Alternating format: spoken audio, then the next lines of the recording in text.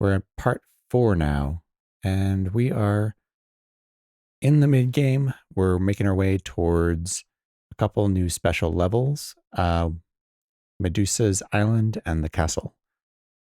And so let's get started here. I think we got teleported back to dungeon level 2 recently. So we have to work our way back up. But first, let's talk a little bit about our goals for this episode. So, we accomplished all our early game goals. We explored the Gnomish Mines up to Mine Town, which turned out to be Orc Town. And we completed Sokoban and got a bag of holding, I believe.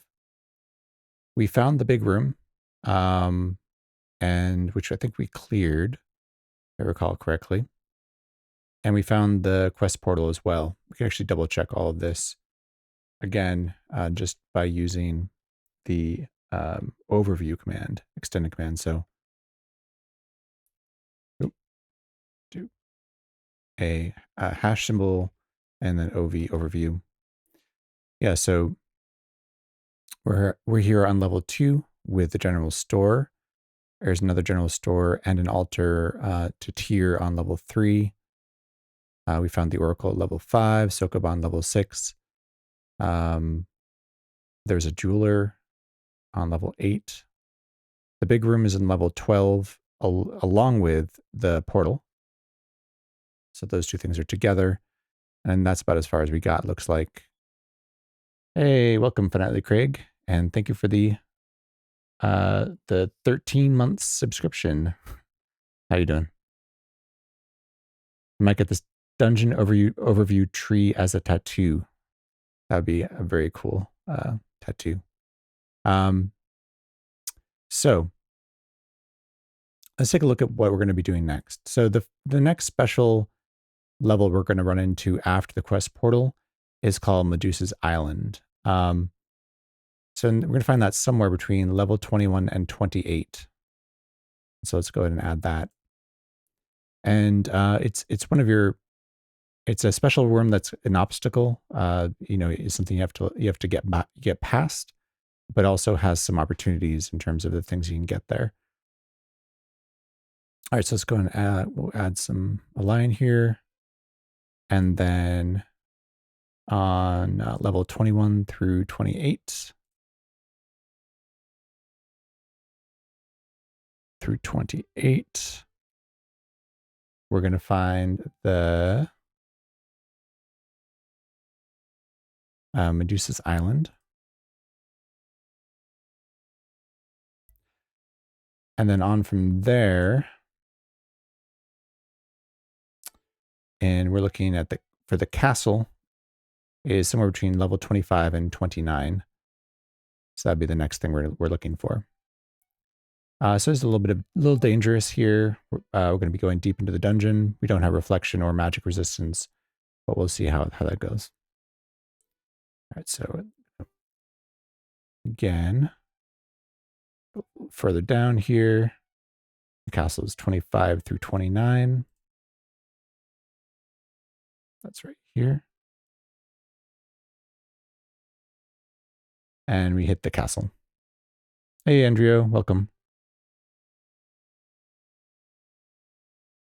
Finally, Craig asks about being punished. Were you punished by your god or by reading a scroll of punishment? I don't think we really talked about reading scrolls all that much.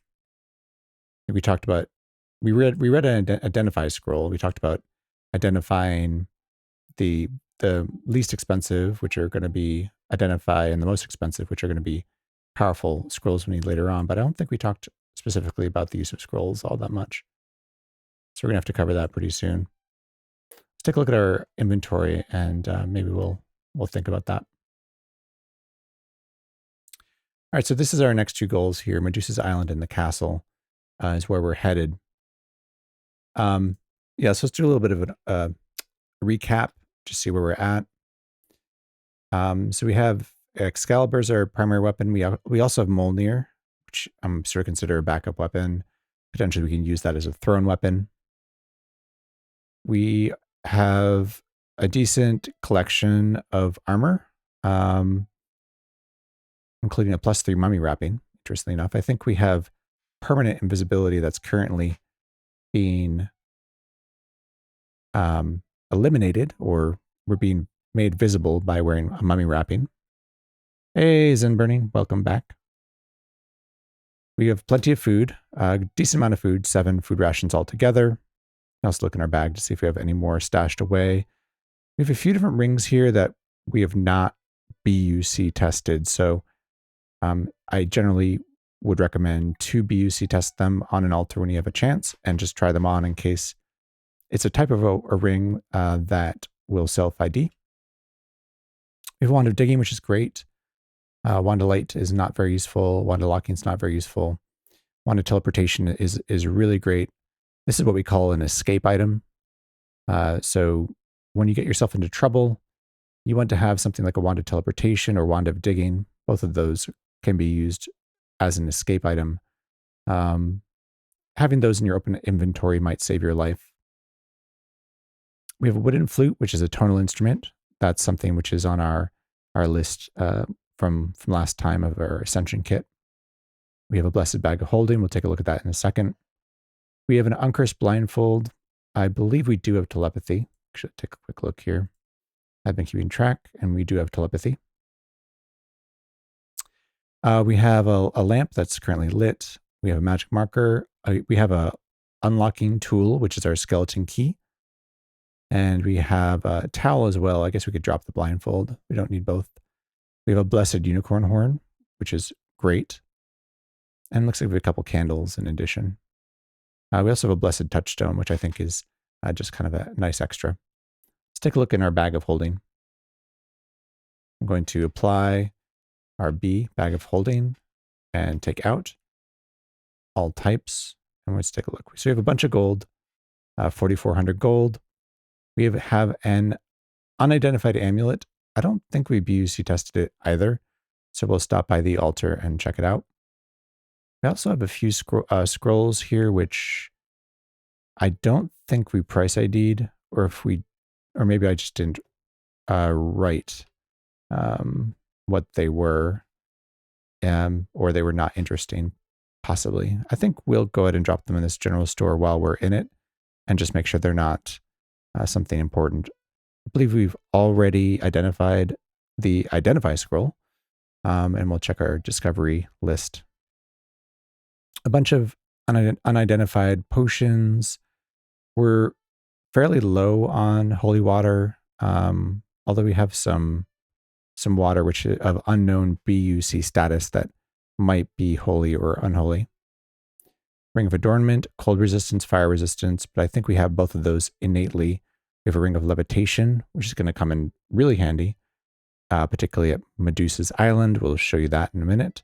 We have an extra Wand of Digging, which is nice. Wand of Enlightenment, which we can use to double check our status, and an Uncursed Pickaxe as well. All right, so I took out a few scrolls here, and I'm going to go ahead and just drop them in the shop, and we'll just make sure they aren't anything interesting. So let's drop this NR9, and that's 50, so that's going to be 100 gold, not terribly interesting. And we'll drop 1, so you can put a number in front of it, Q, to drop 1 of your scrolls labeled XOR OTA. It's 25. So that's actually interesting because, and again, if you don't want to do price IDing, you don't have to. And that's something you could definitely skip in the game. But just to show you here that the sell price of 25 is this row right here, base price of 50. And if you look here, if you click the scroll icon, there's only one scroll that could possibly be, which is light. So in this case, we can not sell it, and then we can actually call it. So capital C, and then we can call the type of an object on the floor, so F, and then hit the period to select the space underneath your feet. We're just going to call this light, because that's a scroll of light. We've price ID'd that. And the third one is this Zlorfic, so that's capital N. That's 50 as well. So that's another base cost 100. Not anything interesting. So let's put away those scrolls.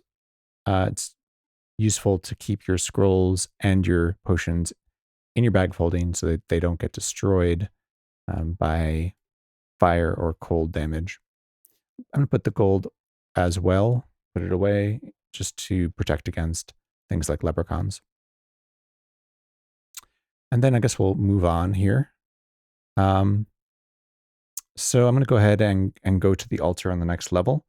So we'll use the travel command underscore greater than to fast travel to the staircase down and period. And that gets us there pretty quick. And then hit the down greater than or downstairs symbol to go down. And there is the other shop and there is the altar. We can run to the altar quick just with underscore underscore and period. And we're going to BUC test our items. Again, that means blessed, uncursed, cursed. Test our items. And the quick way to do that is Shift D to drop all items of a certain type, and then Shift X to drop all items of unknown bless or curse status. Hit enter. And these are all the things in our open inventory, which we haven't BUC tested. So select all that with a comma and enter, and then they'll all drop. So that's a cursed ring. And that's a blessed oil lamp. And then we can do the same things with the items in our bag of holding by applying RB bag of holding, O take out, and then Shift X taking out all items of unknown bless or curse status. And again, comma to select all of these, enter. And I'm going to hit escape here just to escape all these messages, and they'll all appear in our inventory. And then again, Shift D, Shift X to drop all items of unknown blessed or cursed status. And we're going to select all of these and drop them. So that's a cursed amulet. So in general, don't put on cursed amulets or cursed rings. And the rest of these things. So that was a blessed potion of water. We'll pick all this back up.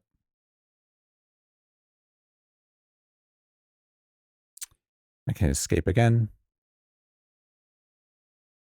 Oh. And yes, to continue.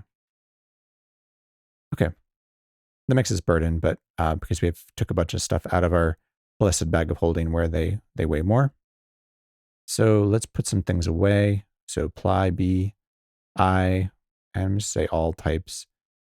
And we can put away this cursed amulet. Probably not very useful.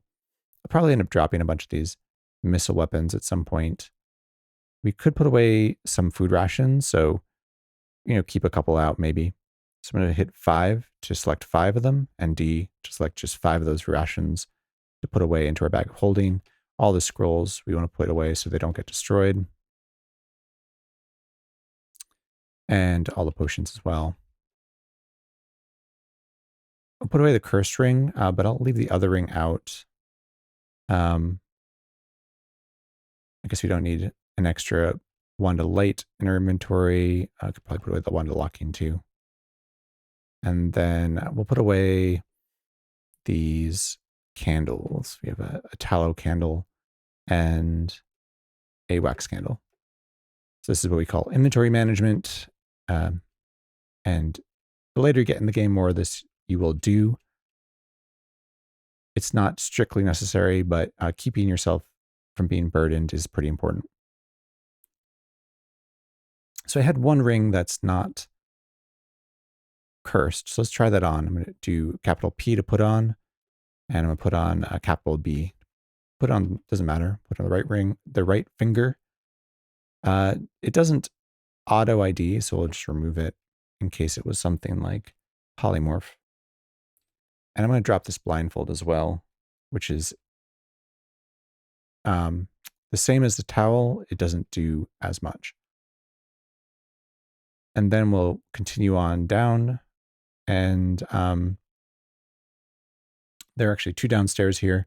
One of them goes down to the Gnomish Mines. If I recall correctly, it's the top one we want to go to. So let's do that. And here we have a rock mole. Actually, I don't know that we've discussed rock moles yet. They eat minerals and rocks and things like that, and they can also make tunnels. They're not terribly strong. They're very slow.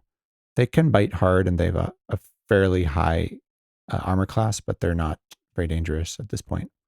So we're going to swing Excalibur at it and just kill it. And drops a couple rocks. All right, so I'm going to try and remember to put my towel on each time I come to a new level. And we're just going to scope out the levels and see if we've missed anything. There's a gecko there that's not very exciting. So I'm going to remove my towel. And we'll continue on down.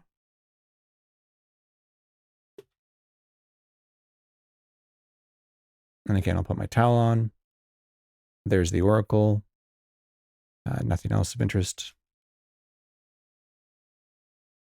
And we'll continue on down.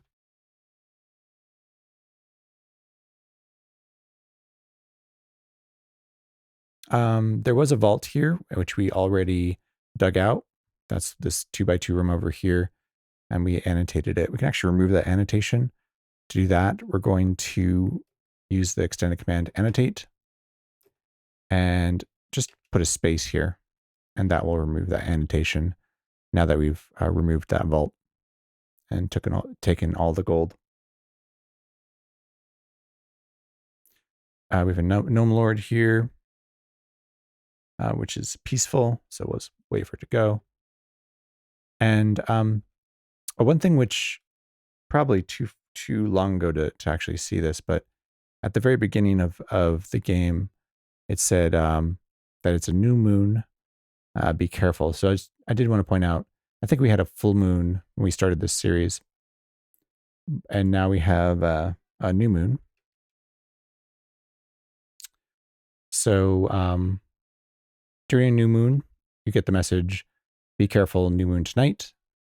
Oh, this is interesting. Contrary to popular belief, luck is not decreased. And that was actually a belief which I had. But cockatrices are more dangerous. If they use their hissing attack and you have no lizard corpse, you will always start turning to stone rather than having a 1 in 10 chance. So cockatrices become a lot more dangerous. And that's why a lizard corpse is one of the items on the list that we had here of sort of your ascension kit. So I think we had that over here. Mid-game goals and a lizard corpse is one of the things we wanted to find just to protect you from insta-death from a cockatrice hissing at you. All right, let's continue on down. Dungeon level 7. And I think I've explored all these, but I am going to check them out. There's a floating eye over there, which would be exciting if we hadn't already gotten telepathy. And again, by using the fast travel, we're reducing the chance or eliminating the chance of running into a floating eye and just dying. So they're going to go down to dungeon level 8 here. Again, just checking it out. There's the jewelry shop. And there's a hobbit, probably a peaceful hobbit. And this should be a statue over here. Let's take a look over there. It's a statue of floating eye. Potentially that statue will come to life if we step on it. But maybe we want to leave that there just in case we need telepathy again. I'm kind of curious here if this connects through. Just kind of look like there should be a doorway down here. But it doesn't look like we're finding one, so we'll go the long way around.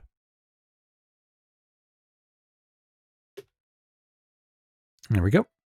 Down to dungeon level 9. And here is a green G, which we need to talk about. So this is a gremlin.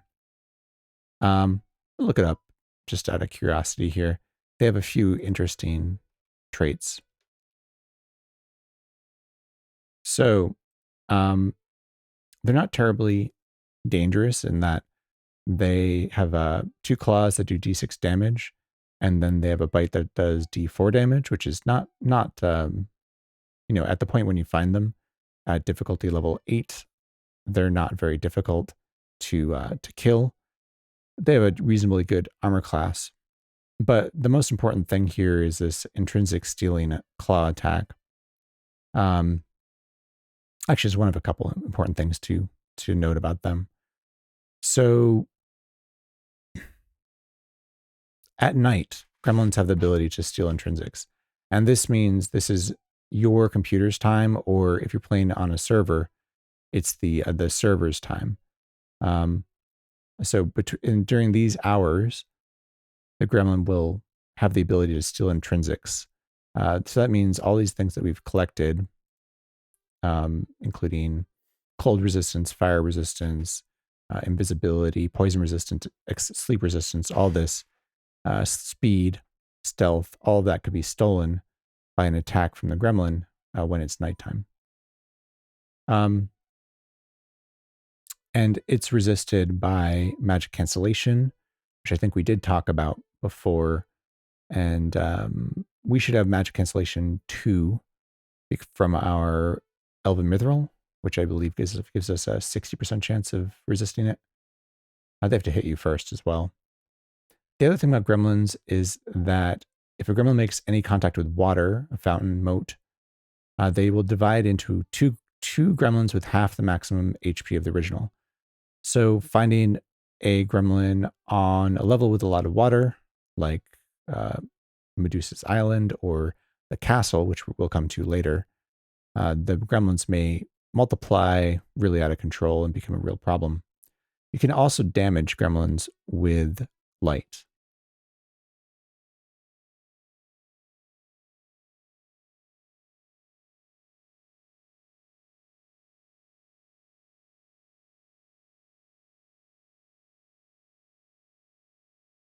So, we're going to go ahead and try and kill this gremlin. I'm going to actually throw something at it to be extra cautious. I'm usually not terribly cautious about them because I don't find it's very common that you lose intrinsics, but I'm going to back up here. And when it gets in line with us, let's actually throw Molnir at it. And it, so I would throw, that looks like lowercase v. Molnir must be wielded before it can be thrown. Interesting. I actually didn't know that. But we can fire some darts at this thing. So we have some darts ready. Misses. And we swing. Hit. The gremlin hits, misses. It bites, and it hits. You would get some sort of message if it did steal your intrinsics. So I think we probably resisted it. Swing Excalibur again, and we kill it. Pick up that dart again. And now let's put our towel on and check out this level. There's a nymph here. I think it's sleeping, and there's a homunculus as well. Not dangerous, but that nymph could be annoying. But I'll remove my towel and we'll just make our way over to the downstairs. And we'll go down to dungeon level 10. Again, we're going to scope out this level, and it looks like there is a demon over here. Take a look here.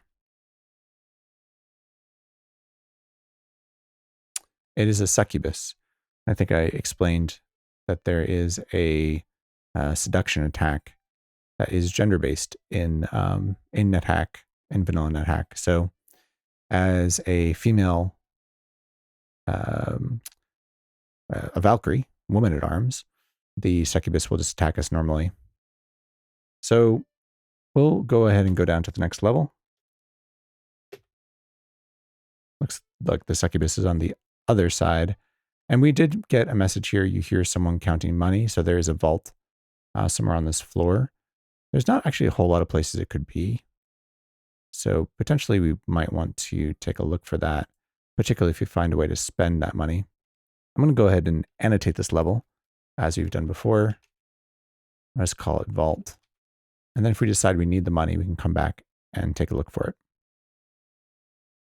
So we'll go down to the next level, level 11, and we'll scope it out with, we're still blind. So I never took off my towel from before. Looks like there is a dog here. It's actually just a statue of a winter wolf. All right, so we can remove our towel and we will fast travel to the downstairs and move on to dungeon level 12. And here we are again with the big room. We created a boulder fort to face the big room a little safer. Looks like there's a lot of items here. I think we got teleported away by a level teleporter from this room before we could fully explore it. But it does look like we found the portal. Let's see what this is. No, just a teleportation trap. So we've not yet found the portal to the quest. We do know that there is the quest here because we got a message. And again, we got a message. You again sense the Norn pleading for help.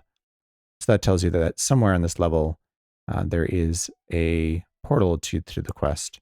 And we might as well go ahead and search for that while we're here. Here's a big stack of stuff, which was dropped as we were killing things. I don't think we're looking for anything in particular here. There's another elven mithril coat, which is good to know if we end up losing the one we're wearing for any reason. There is an expensive camera, which is really interesting. So it can blind and scare monsters if you can apply the camera at them, which is quite a powerful ability. It's also reasonably heavy, and I don't end up using it that often. The reason why I don't end up using expensive cameras all that often is a blinded creature no longer respects Elbereth. We already talked about how powerful Elbereth is for scaring creatures away. So if you end up scaring a monster, it may scare them. If you end up blinding a monster with the expensive camera, it's going to scare them, but then when they come back, they'll be immune to the camera and also immune to Elbereth. So I generally don't mess with it. There are other, really interesting things about it, but probably beyond the scope of this playthrough. Looks like we've had our lamp on this whole time. This looks like a freezing sphere, and yeah, it is. So freezing spheres apply freezing cold damage in an area of effect, and they can actually destroy potions in your open inventory. So that's why we keep our potions inside of our bag of holding. We don't have any potions out in our inventory, so we're also immune to cold, so this should not deal any damage to us. So you seem unaffected by it. And we're going to explore. Here's another scroll of light. There's a pit over there, a scroll of identify, and we have a red tool over here, which is very exciting because indeed that's another magic marker. So we're getting very lucky here. This is the second magic marker we found just lying on the floor in the dungeon. And these things are extremely valuable for writing scrolls. And when we get to the point where we're writing scrolls, I'll go over that. But basically, I consider every magic marker a wish that you don't have to use on a magic marker. So grab this potion. There's another scroll. We don't know what it is. Okay, so we have a quivering blob. I believe we talked about these before. They have a paralyzing attack, which can be dangerous in combination with other creatures. The gelatinous cube is like this as well. Let's go ahead and kill it. It does drop a corpse, and they do provide various intrinsics. Let's take a quick look here. Quivering blob. So they can convey poison resistance at 33% chance, which we already have though, so we don't necessarily have to eat this thing. Let's pick up the rest of these items. So we have a puce potion, another ring. Go ahead and put some of this stuff into our bag of holding. And one quick way to do that is apply I for in, and then again, capital X. That will be all the new things that we've picked up because we haven't dropped them on an altar yet. So we can select all of those as long as it isn't an unidentified bag or an unidentified wand. should be safe to put into your bag of holding. Pull that away, and we'll finish exploring this level. Looks like there's nothing over here. Yeah, so there's a portal somewhere in this level. Let's go and find it. So I'm going to use my numpad 5 and the arrow key just to look. There's a cave spider. And we're going to move down like a few spaces here and do the same thing to the left. Walk around that teleportation trap. And there we go. With the reason this works, just moving back and forth, is Excalibur automatically searches. So we're able to find the magic portal just by running back and forth. Without Excalibur, we'd have to hit S periodically to find it, and it would actually be pretty difficult to find. But we find it quickly, and can pop our head through and just show you the first level of the Valkyrie quest. Before you can actually go on the quest as any character, you need to reach XP level 14. So that really becomes sort of mid-late game goals here. I guess we could create a new list here. Let's copy all this. And we'll put that down here. It's mid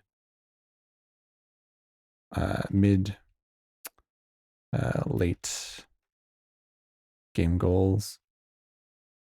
Or let's go say late mid, because we're really still in the mid game, but say late mid. Survive, of course, is always one of your goals. I'm just going to go ahead and say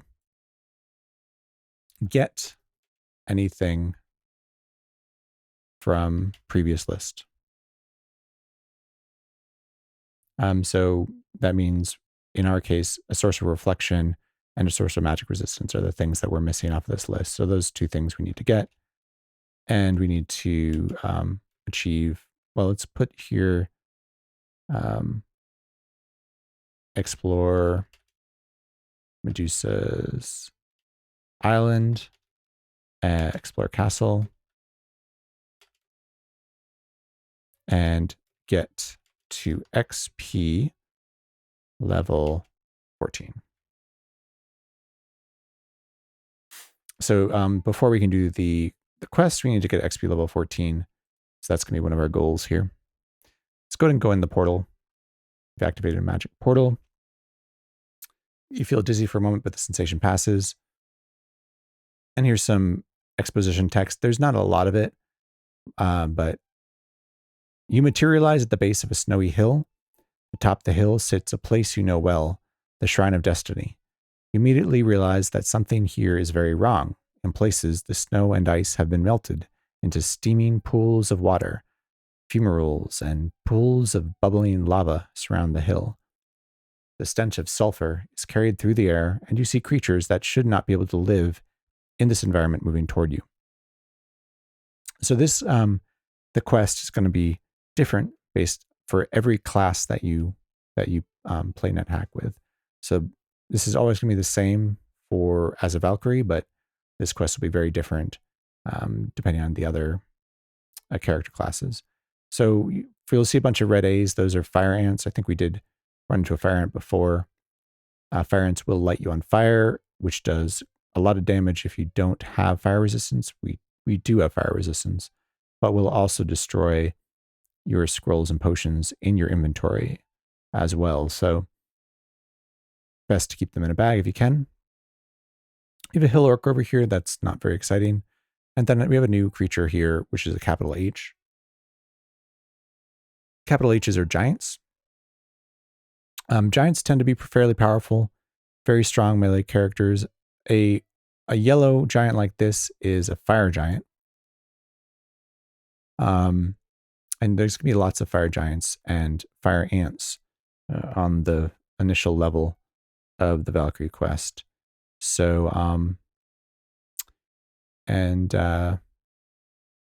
one thing about fire giants and fire ants is they both provide fire resistance if you eat them.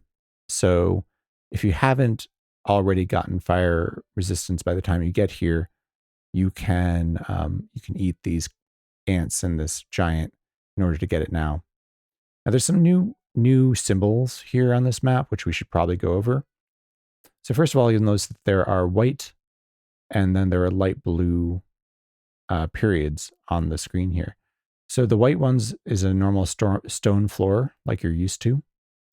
But these light blue periods are ice tiles. So if I go over to one of these, you'll see this is a floor of a room and this is ice. So ice is interesting in a few ways. If you're not a Valkyrie and you're not wearing snow boots, you can slip on the ice and make a lot of noise, which can wake up sleeping creatures. We are a Valkyrie though, so we're not going to slip on the ice. But in addition, if heat is applied to the ice, then the ice will turn into water. Like these over here are presumably this is ice that's been melted. So here you have water and there's molten lava bubbling up underneath. So the red, our right curly bracket is the molten lava, and this dark blue right curly bracket is water.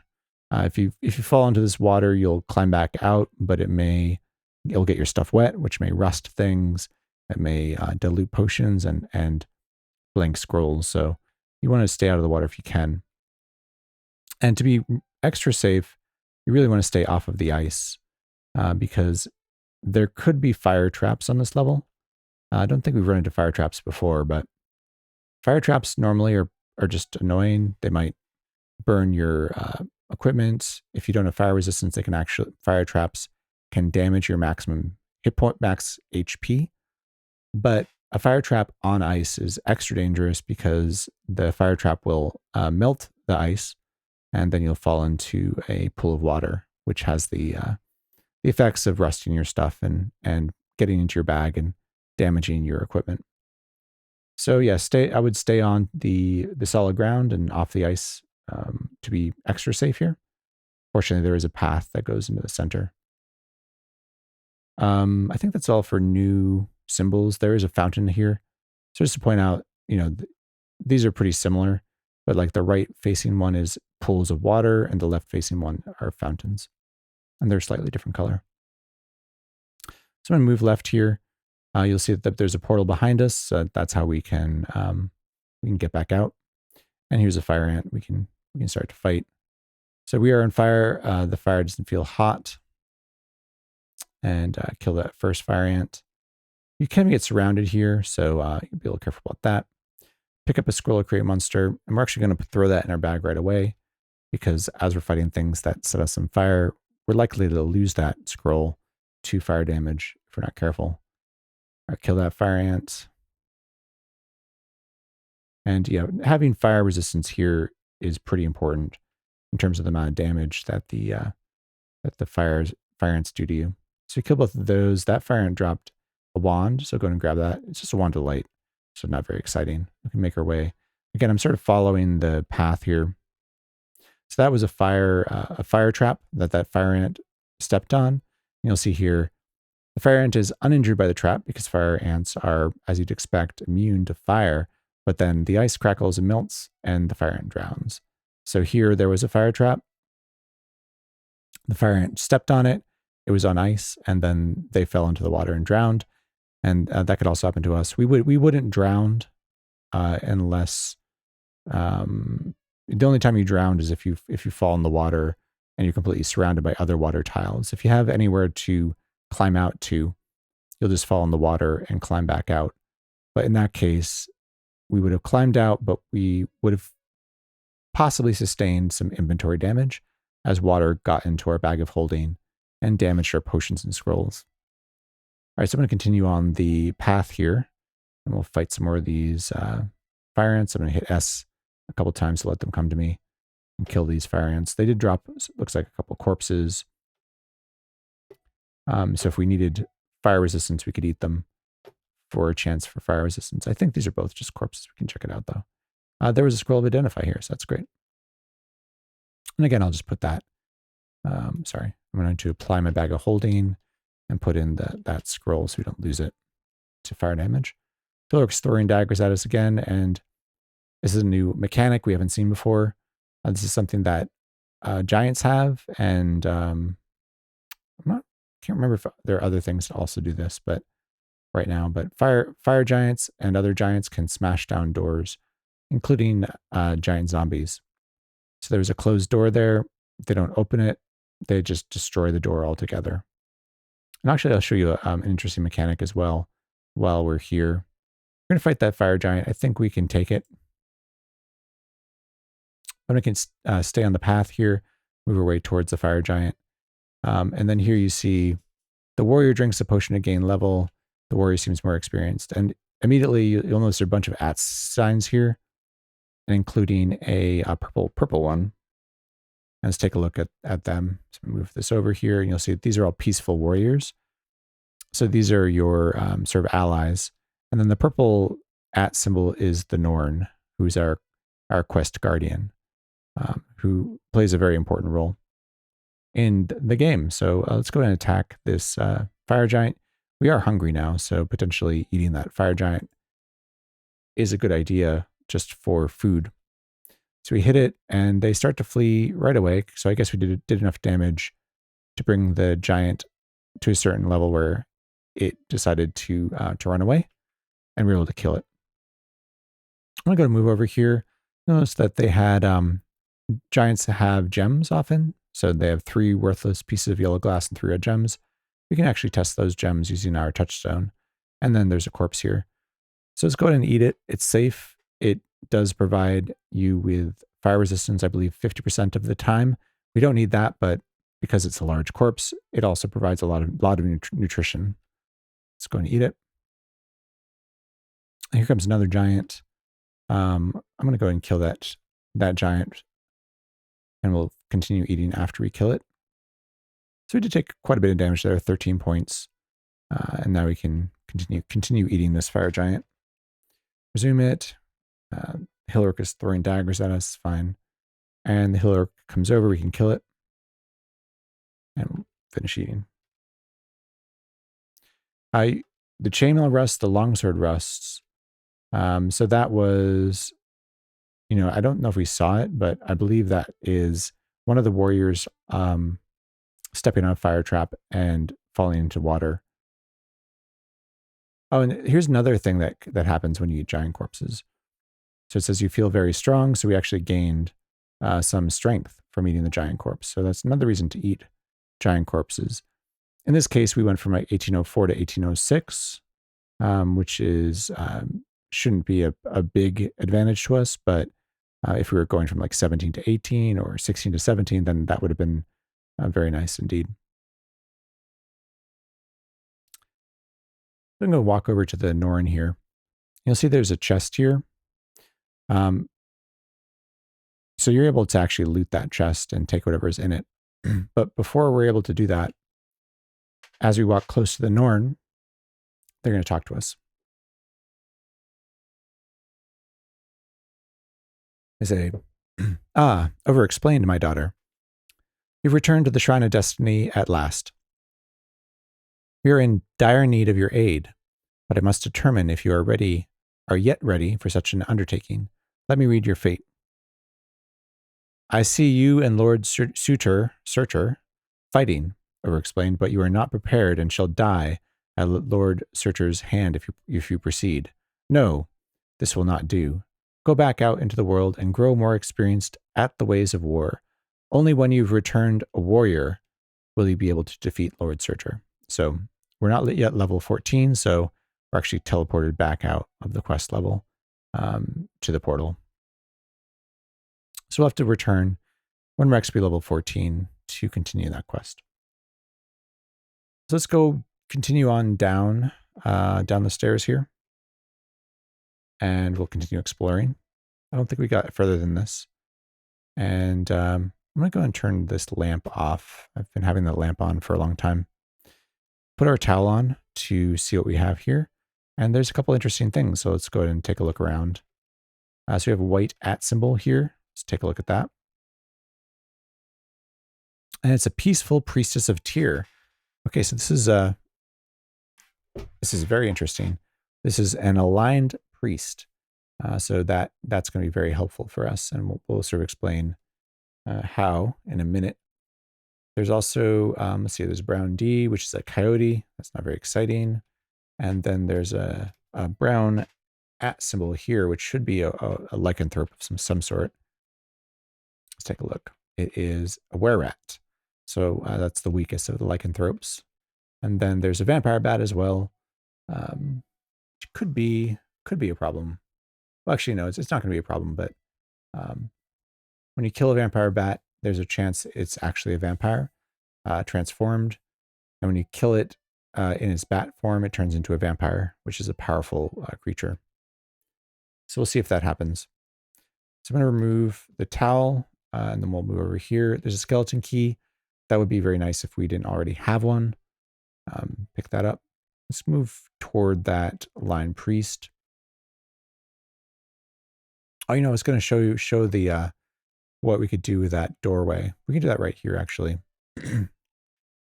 So I'm going to apply my bag of holding and take out that wand of locking just to show you. There's an open doorway right here, which is a doorway, but it doesn't have a door in it. We can go ahead and zap capital P, the wand of locking, up in that direction. You can see a cloud of dust springs up and assembles itself into a door. To actually create doors where they've been destroyed, say by fire giants or whatever, or you can even create doors where there wasn't one before. So that could be potentially tactically useful. All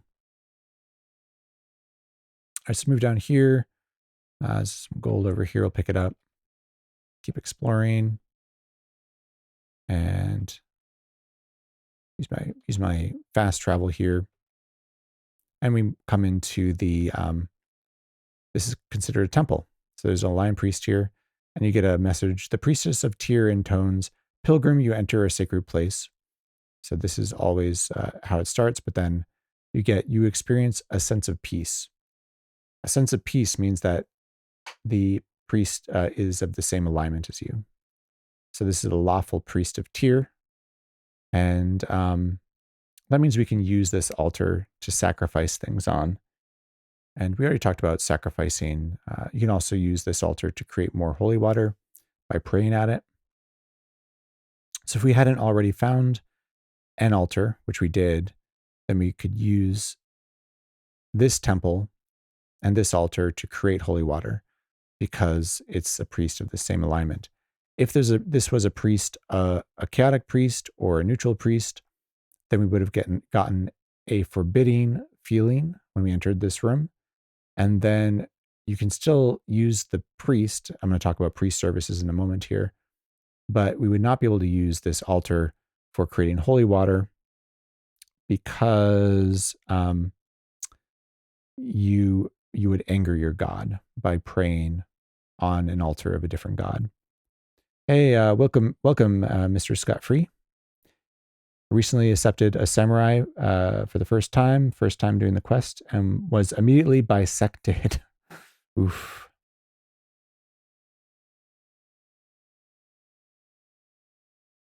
Yeah. So the samurai quest is notorious for the quest nemesis having a sword that can kill you immediately. It's one of the reasons why samurais, although powerful, are harder than the Valkyrie. So we have an altar here. We can actually take a look at it. We can use this to BUC test everything, just how we did everything else.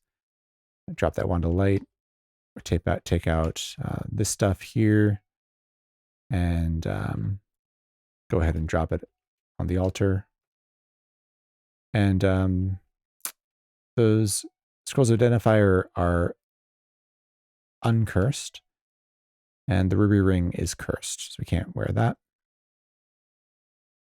Pick all that up and put that stuff away. Put away the scrolls and potions. Now, this room is dark, so let me actually put our lamp on to show you around. So it's a normal room. There's an altar in it, and there's also this priest.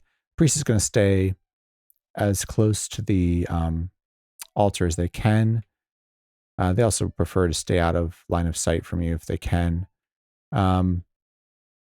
But we can use this priest for various services, but the most relevant one and the only one I'm going to talk about is divine protection. So divine protection is more armor class. That's an intrinsic amount of armor class. It's permanent and you can buy it from the priest. And the cost is 400 times your experience level. So we have, we're XP level 10, so 400 times 10 is 4,000 gold.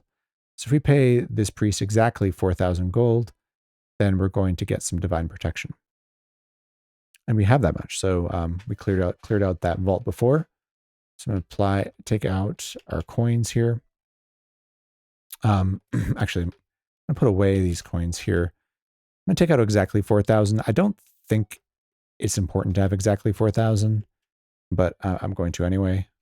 So we're going to type 4,000 and then the dollar symbol. And we're taking out exactly 4,000 gold. So again, you want to have exactly 400 times your XP level to do this.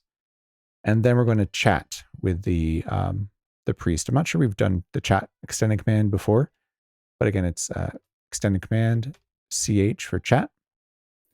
And we're going to talk to the priest. Oh, let's talk in the correct direction here. Below us. The priestess of Tyr asks you for a contribution for the temple. How much will you offer? You want to offer the full amount, so 4,000. And just you want to look at your AC at this point, just to see how much you get. So we're at -6 right now. If I enter here, you give the priestess of Tyr all your gold. Thou hast been rewarded for thy devotion. You'll see now we have -8. So we got 2 points of divine protection. And you can actually keep track of that at the annotate site here, down here. So you can put that we have 2 points of divine protection. So the first time that you get granted divine protection, you get between 2 and 4 points. And then every time after that you offer that same amount of gold, you're going to get 1 point of protection.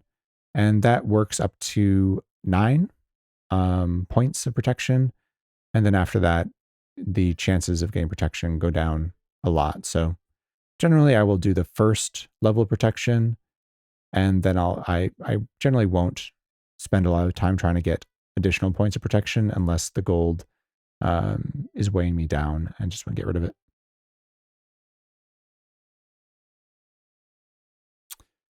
So that is an aligned priest. And then I think there's a vampire bat here and some other stuff. Let's go ahead and explore this floor. There's that coyote. I'm going to turn my lamp off just to save it. There's a fountain. Actually dilute some more potions here. So take out our potions and can dilute, say these 2 puce potions. So again, dip, capital J, yes, dip, capital J, yes, and that turns them into water. Take out some more here. Let's dilute the cursed cloudy potion, maybe the emerald potion. So that's capital Q. And the other one was J. Okay. And that gives us 4 potions of water. We can put those back into our bag here. If we look in our bag now, you'll see that we have a stack of 10 potions of water. We can actually dip those potions of water into our blessed potions of water to create more holy water and just keep our supply up. You can also probably dip this potion, dilute the potion of healing and these other 2 potions. Again, I don't think we've identified full healing yet. We've identified gain level, which is one of the ones you want to keep. And extra healing, I generally don't dilute either. Looks like we haven't identified either of those yet. We know gain level. We don't know extra healing or full healing. So these could be extra healing or full healing, but you'll figure that out later. as you see creatures start to drink them. All right, so let's delete these K, capital K, O, and Y.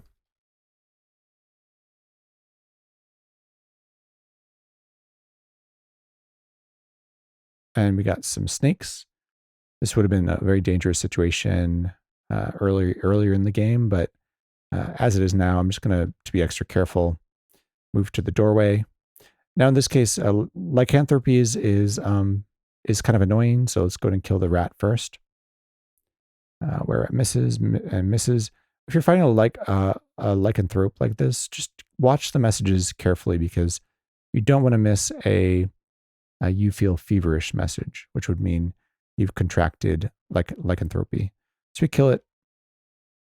Move back into the doorway here, so we fight these one at a time. We do have poison resistance, so this is not terribly dangerous. And these water moccasins are going to hide underneath that item there. So by hitting the S key here, we can actually find them. You can also force attack in that direction, which might work. So there's a leather jacket, which is a very light piece of armor. All right, let's go ahead and finish dipping these potions. We have a diluted purple-red potion. We're actually very lucky here that this fountain has not dried up, and then it does. So put all those away. So we have a bunch of water now. Okay, we can apply our key in this direction to unlock the door. And here we have the vampire bat. So at this point, if you see vampire bats early on, they're likely just vampire bats. But if you see them later, there's a chance it's actually a vampire. We'll see. They do have a poisonous bite. In this case, it was just a vampire bat. It was not a vampire itself. And this is a mains, which I think we talked about before. They're very slow. They have, I think, 3 attacks. So we're going to explore this level. At some point, you don't have to fully explore levels. But seeing as this is an overexplained run, I think we will do a bunch of exploration. Again, Control P opens up your message history. And you'll see here we have footsteps of a guard on patrol. So there's another vault here. And again, I'll just annotate that. So it might be worthwhile actually because we're so close to that temple. And we could actually, if we got 4,000 gold from the vault, we could actually spend that on another point of protection.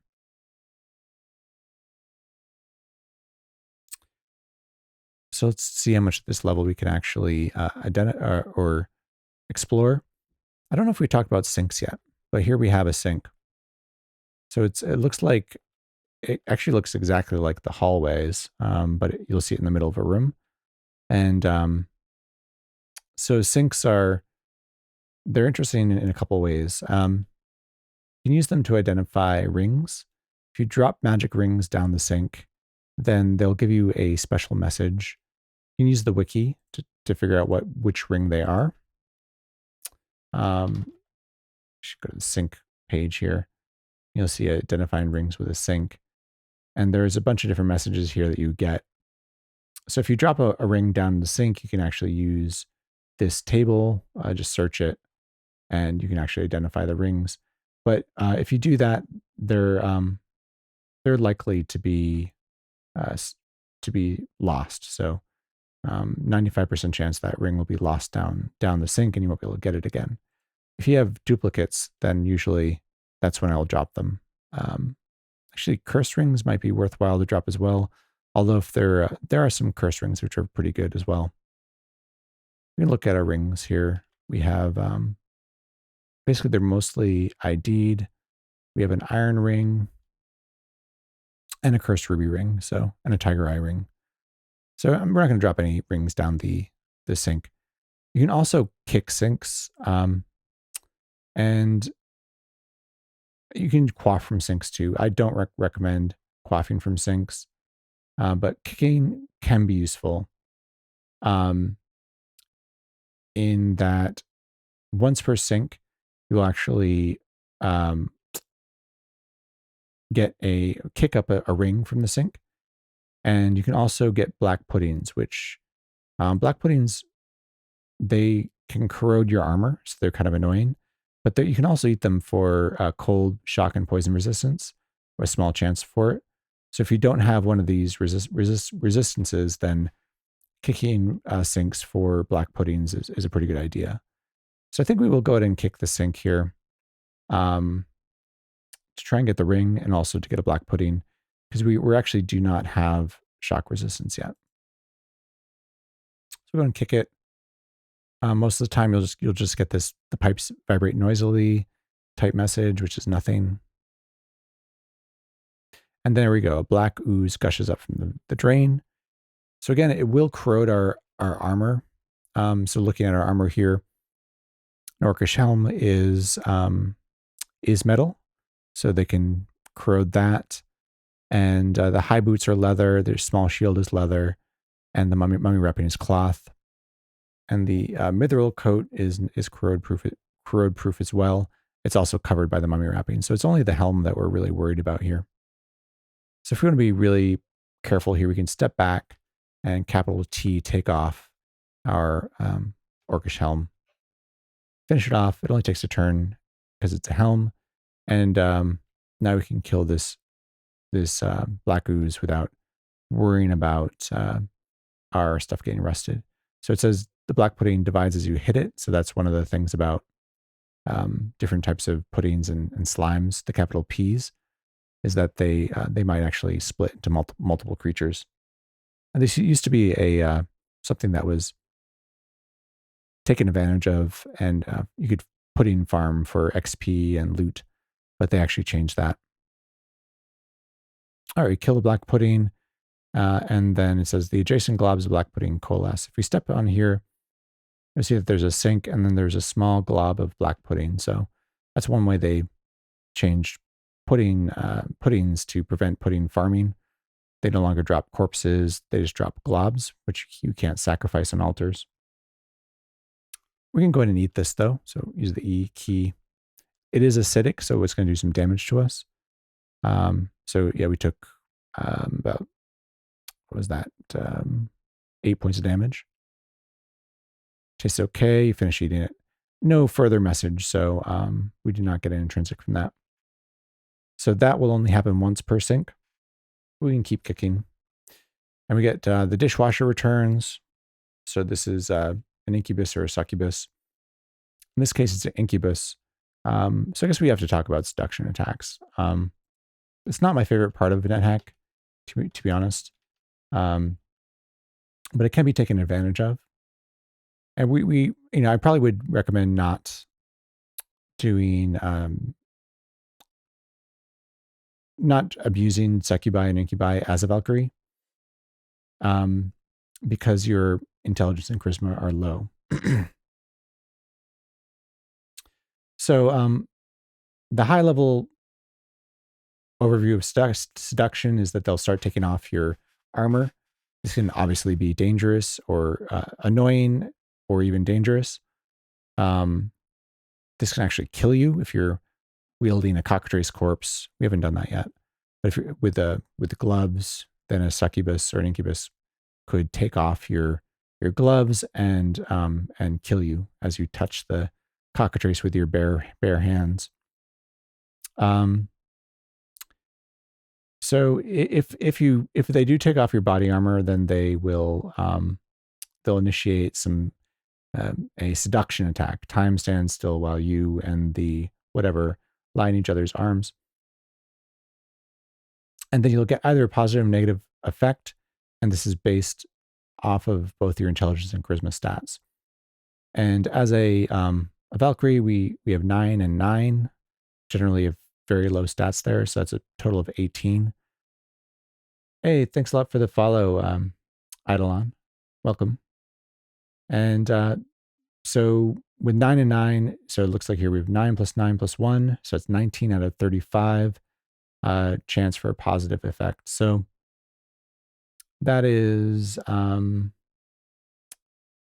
little better than 50% chance. But if we had a high intelligence, high charisma, we could get 32 out of 35 chance. So the positive effects are things like increase your constitution, increase your wisdom, heal your hit points, restore your power, and raise your level by 1. So this is really the most powerful part of it, is that you could potentially abuse the seduction attack to just try and raise your level. And you can do that best if your intelligence and charisma are high. And again, I don't generally do this as a Valkyrie because I think there are other ways to get your level up, and your chances are not great. The negative effects are things like reducing your constitution, reducing your wisdom. This isn't terrible because if you in NetHack 3.6, if you have a unicorn horn, you can use it to restore your abilities. Strength abused and taking damage is not the worst. Maximum energy is reduced. Is not the worst because we're not doing spell casting in this playthrough as a Valkyrie. And then you lose 1 level unless you have drain resistance. So this would be an issue, but so drain resistance is something we do have wielding Excalibur. So to be honest, the negative effects are not terrible as a Valkyrie. With a unicorn horn, we could actually probably fairly safely try to abuse this to try and get some levels. Because this isn't overexplained, I would normally not abuse the seduction attacks, but let's go ahead and give it a try. So we're going to let the incubus apply an attack on us here. You feel very attracted to the incubus, and they help you undress. And then we're going to say yes to removing armor, and that's how you can actually have them initiate this seduction attack. You seem to have enjoyed it more than the incubus. You feel restored to health, so we got the full healing. And then the incubus took some gold. I actually didn't know we had gold in our inventory. Probably just picked up recently. And then they disappear. There's a timeout of where they will no longer do the seduction attack. Where does it say that?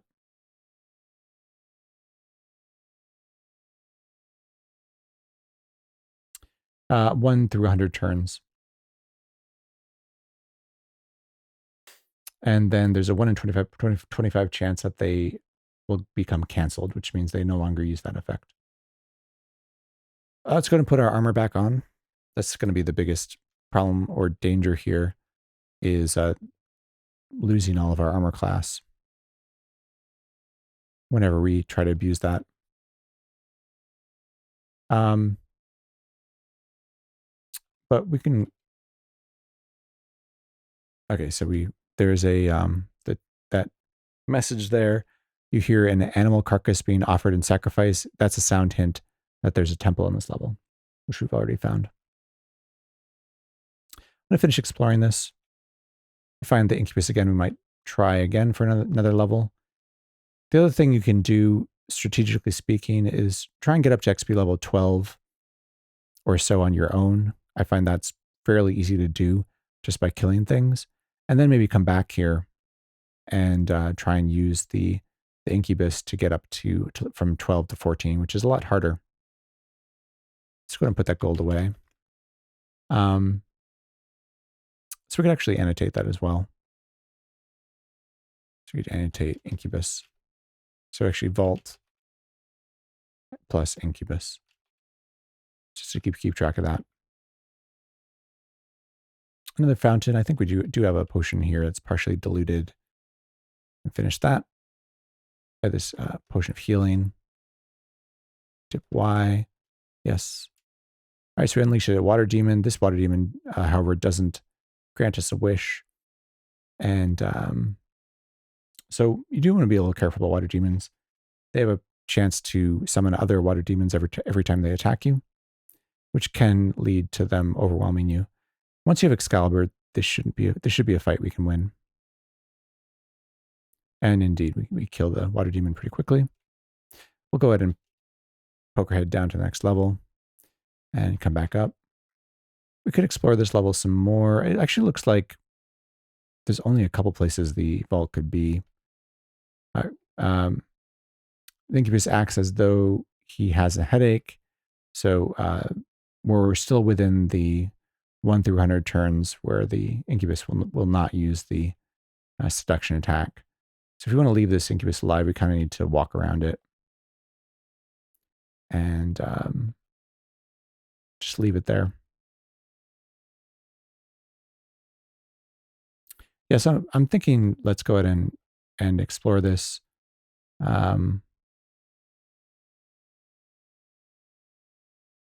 Levels so we can narrow down where that vault might be.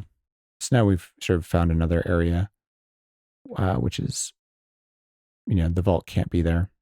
All right, so we have a purple O here. This is an Ogre King. So the purples are generally things you want to watch out about. I would say this is not something that we have to worry about in our current situation with pretty decent AC. But they wield weapons, particularly if it's wielding battle axe. It can be quite dangerous. So it does weapon damage plus 3d5, base level 9.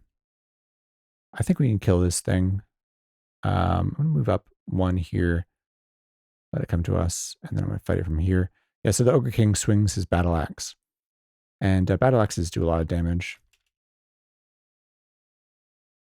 against us. Actually, I'm not sure if we're probably considered small. So it does 2d12 damage plus 2d5. So that's quite a bit of damage here. We'll see. We have 86. It hits us and it brings us down to 73. So it did 13 points of damage in one swing. So definitely want to watch out about that. We are able to kill the Ogre King though. I'm afraid we're not going to be able to dig for the vault without using a wand or killing this incubus. But it looks like the vault is either in this corner. Just imagining there are invisible walls here.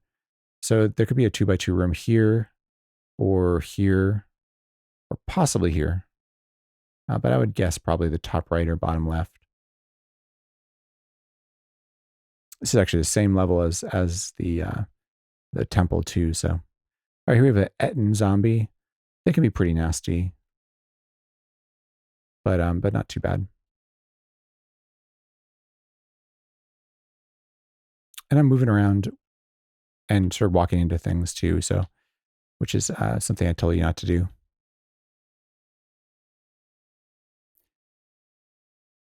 So we could go over here.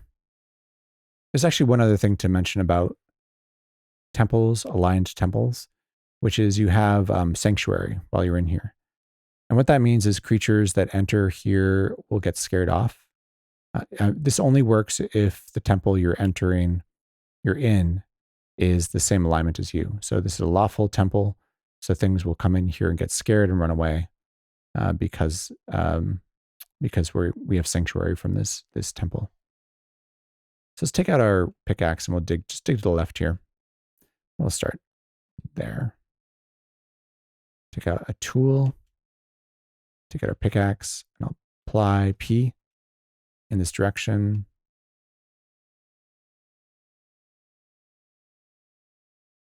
And we have auto dig on, so we just push to the left. And looks like we have a blue eye here, which is a quasit. So they have a poisonous sting, I believe.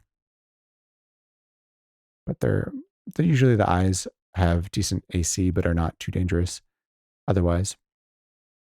So again, remember if you're digging that you're wielding the pickaxe, it's your current weapon in hand, and you just wield your sword again. So WA to wield Excalibur, hit S here just to let them get closer. So we hit them, they miss, or you kill that quasit. So I think it's probably not here.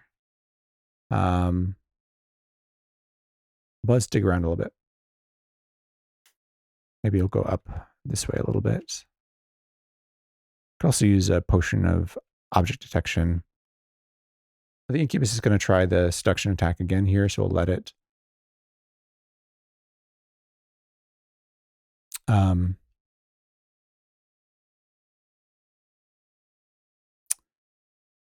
All right, so the incubus seems to have enjoyed it more than you. You feel out of shape. Farvel level 10. And I think we didn't have Excalibur wielded there. So I think maybe, I remember if we, yeah, we're wielding the pickaxe. So that's really unfortunate. If we were wielding Excalibur there, we would have been safe. Now, the thing about being level drained is it's going to bring you to the XP level below where you are, but only one experience point below where you previously were. So we can go kill one creature and get back to XP level 10.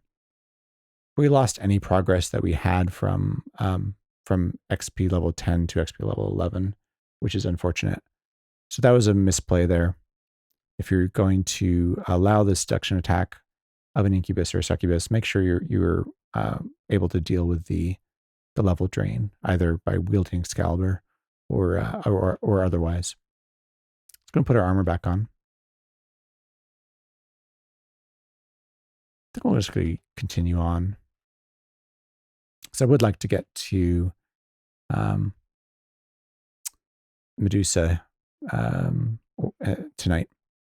So we have a capital Y here, and we're fairly low, dungeon level 13. So this starts to become a dangerous creature. Let's take a look. I'm guessing this is an owlbear, and indeed it is. So owlbears are dangerous. I think we're fine, but they do claw d6 damage, and hug d8.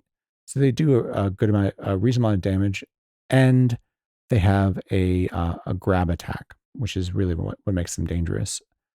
So when they attack you, they grab you, which means you can no longer run away. So I would probably put this on our list here of one of the dangerous mid-game dangers. Certainly is a low-level danger, but you generally don't see them until a little bit later. So this is an owlbear. I'm going to say brown Y, and then grab attack. There are a few ways to avoid the grab attack. Greasing your outer layer of your cloak or your body armor, if you have a can of grease, will protect you from the grab attack. Also, there is an oilskin cloak, which will protect you from grab attacks as well. We don't have any of those things, so we're just going to have to kill this thing before it kills us, which I think we should be able to do. Oh, and I'm notice right there. Begin bashing monsters with your pickaxe. So we're making that mistake where we're not using our good weapon here. We're using the pickaxe, and also it says the owlbear grabs you. So at this point we can't run away. So let's go ahead and W wield Excalibur A, and we'll start swinging at the bugbear here. We hit it hits us, it hits, you're being crushed. So we're down to 58 HP. Hit it again, and then we kill it. And there you see it says, welcome back to experience level 10. So we were just at the boundary, just below XP level 10. So killing that owlbear brings us back up to XP level 10. Owlbears are safe to eat, and they're large, so they're pretty nutritious. So we'll go and eat this while we're here. And then there's that incubus again. It's probably been within the D100 turns, so we are wielding Excalibur, right? Yep. Pretend to be friendly, so we can do one more try here for the seduction attack, see if it helps us out. And you seem to have enjoyed it more than an incubus. You feel restored to health, and that's it. So I think I might have exercised our strength or constitution, but Otherwise, nothing really. Again, I think I'll hold off on the abusing the incubus until we get a little bit higher level. So let's put our armor back on, and let's just leave this level. So underscore greater than period. And here's a gargoyle. So here's another. I would actually say gargoyles are probably not super dangerous, depending on when you find them, but they are a danger. So they do 2d6, 2d6, 2d4, so that's actually quite a bit of damage, and their base AC is -4. So between these two things, they're quite strong. They do not grab you like owlbears do. So I'd say they're less dangerous than owlbears, but still maybe should be added to this list here. I'd say it's debatable. I'll add them.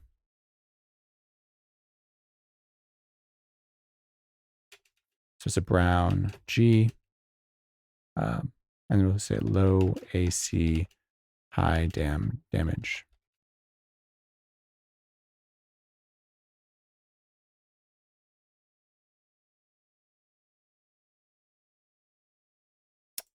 Stuff down here.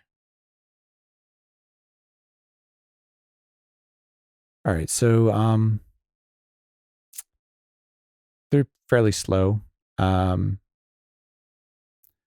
Let's hit it. The gargoyle reads a scroll to create monster, so it summoned a longworm here. Longworms, as we showed last time, are not terribly dangerous. We kill the gargoyle. We can kill this longworm. We're going to try and leave this incubus alive for later. They don't do a lot of damage.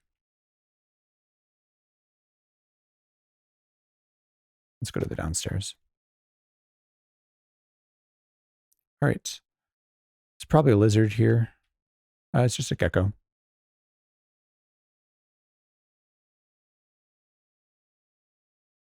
Put away our potions and scrolls. And put on our towel. And looks like there's a giant spider over there. There's a tengu, and there's a hobbit. Tengus are generally lawful imp types, so it's probably peaceful. And it is, yeah. Let's explore this level, dungeon level 14.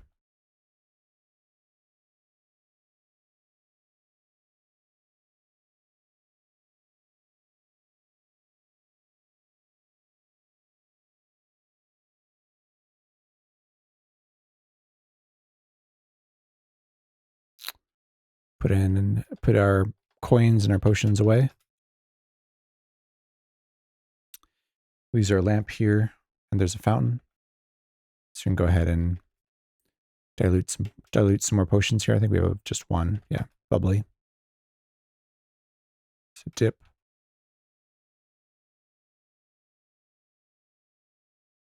And then we put this potion of water back into our bag of holding. You hear a G note squeak in the distance, so some monster stepped on a squeaky board trap. You see here a pair.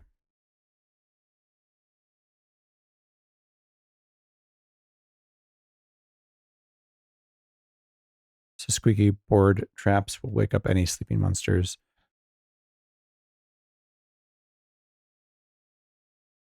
Let's check up here. So here we have a soldier ant.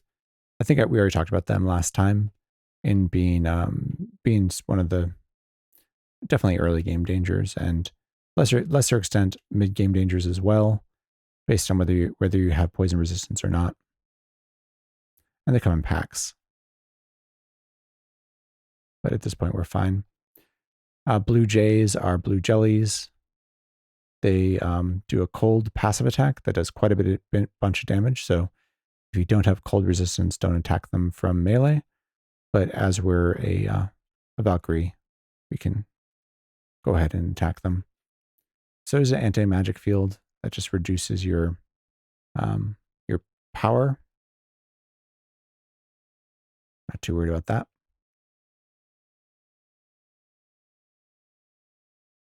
One thing I will try and do is if I enter a room, I'll try and leave the room on the same spaces that I entered the room on, just so I reduce the chances that I'm going to step on a new trap. Here's a dust vortex who's going to blind us temporarily. We can go ahead and apply our unicorn horn. So here is a clay golem. Clay golems are pretty strong. Take a look. So they have a 3d10 claw, and they're base level 11.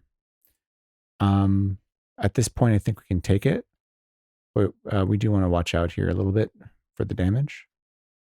It's got a base AC is only 7. All right, so we hit it. And it's only doing a little bit of damage to us, so not a big deal. And our lantern is getting dim. Another gecko. I'm gonna eat that. So that's a danger that happens if you eat corpses on the ground. Every once in a while, you'll get, rotten food. The world spins and goes dark, so you can actually faint from eating rotten food for a few turns. So it can be dangerous if there are other creatures around. They might attack you while you're fainted. Just putting away the gold and the scroll. Apply our lamp again. Oop, we hit a teleportation trap. Just teleported us on the same level. Okay, so here we have a couple things. Giant spider, dangerous if you don't have poison resistance, but we do, and there's a werewolf, which is I believe the most powerful of the lycanthropes. We're gonna step back here. Don't want to fight both of these at the same time. We'll kill the giant spider, and then we're going to fight the werewolf, just watching carefully for that "you feel feverish" message. And we're able to kill it before it can bite us. All right, let's go ahead and travel over here.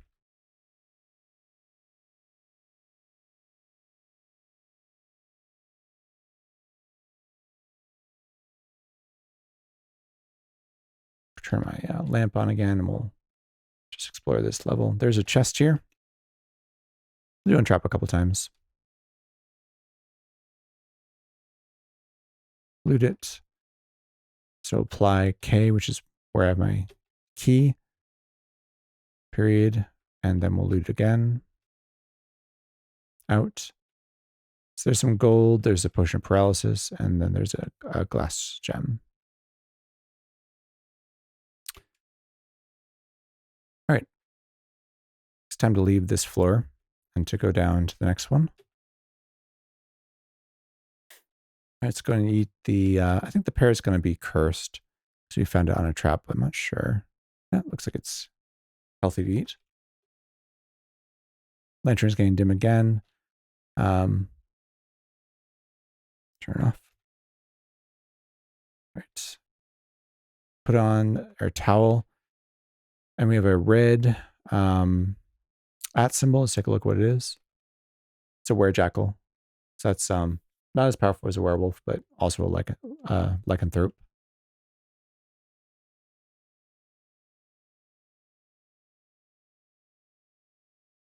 Sorry, I missed that message, Ruffled Holiness, asking whether we should offer the owlbear on the altar. We already have Excalibur and Mjolnir. There are some really good artifact weapons you could potentially get if you're patient. As a lawful character, Bracewandir in particular is a sword that's very powerful. So potentially you could sacrifice things on an altar to try and get one of those, powerful artifact weapons. But if you have Excalibur, you can ascend. So the only real reason to sacrifice an altar would be to increase your luck. but we don't have a luck item yet, so that's not terribly useful. Or if you're just trying to regain favor, maybe after you've prayed recently. We're going to take off or remove the towel, and we're going to apply our lamp and start exploring this level.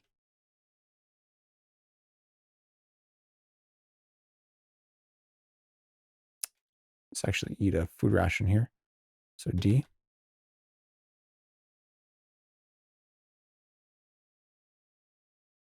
So found the downstairs. Go ahead. I'm going ahead and look down here. And you get a message. You enter what seems to be an older, more primitive world. We're going to come back to this in a second, but this is what's known as the rogue level. So NetHack is it's a roguelike, but really it's really just a direct descendant of Rogue, which was the game that kind of spawned the genre. Roguelikes all descend from Rogue in one way or another.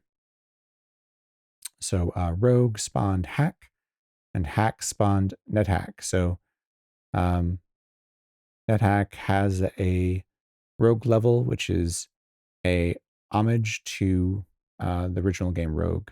And the mechanics on this level are different than the rest of the game. And we'll talk about that in a minute.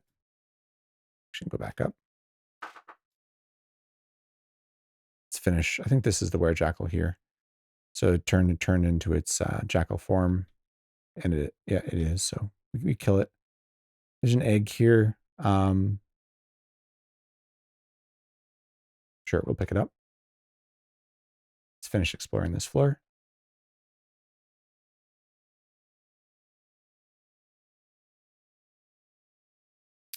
Keep forgetting to turn off my lantern. I think we have another one, but chest. Apply our key, unlock it, and we'll loot it. And there's a potion and a wand. So again, just we want to engrave test the wand here. So we'll capital E engrave dash with our fingertips, and we'll just write whatever we want to write here. And then capital E again, and we're going to engrave with capital N the balsa wand. We get the engraving on the floor vanishes. So again, if you get the vanishes message, then the wand is one of three things. It's either cancellation, teleportation, or make invisible. And looking at what we've already ID'd, that's hitting the / key. You'll see that we know teleportation, but we don't know cancellation or make invisible. I guess we made ourselves invisible with a potion of invisibility. So we have to decide or figure out whether this is cancellation or not. So the way I suggest to do that is we want to take out, so apply bag out a scroll, and take out one scroll that you don't care about. So actually, we don't care about the scrolls of light, so let's take out all three of those. I'm going to drop them on the ground. So DQ. I'm going to go ahead and zap the balsa wand in the left direction. And we'll step over here.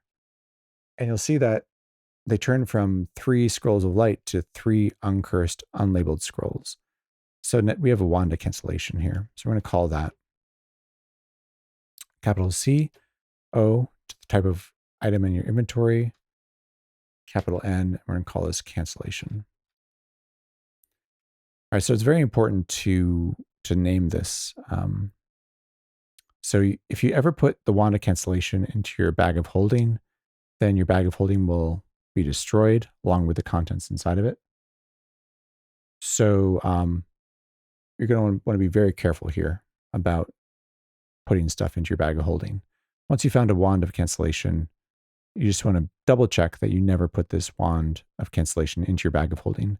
It's going to happen to you, probably once or twice before you start to remember not to do this. But definitely keep that in mind.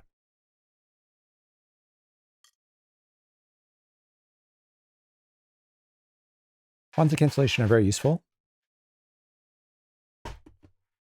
They let you cancel creatures which have powerful attacks. So, for instance, that succubus or incubus we found, you could cancel it if you wanted to remove its seduction attack. Andrea says, "Oops, that wasn't a wand of nothing." Yeah, definitely happens to everybody. For me, it's usually just like a keyboard command error where I put everything that is unidentified into my bag of holding, which includes the wand of cancellation. The wand of cancellation can be used to turn potions into potions of water and scrolls into unlabeled scrolls, which is very useful. I think that's probably the primary use for it, but can also be used to cancel creatures that have powerful innate attacks. Often I'll use this against things like rust monsters or disenchanters who have very annoying attacks. When we get to them, I'll show you that. But for now, we'll just label it and we'll remember that we have it. And we can actually save some time not having to dip potions in fountains now that we've found this wand of cancellation. Let's finish exploring this level. Some leather armor, not terribly exciting.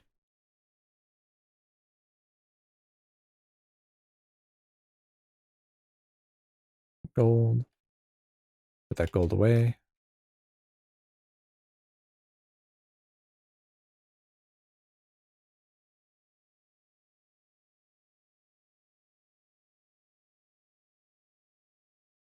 All right, we have a new creature here.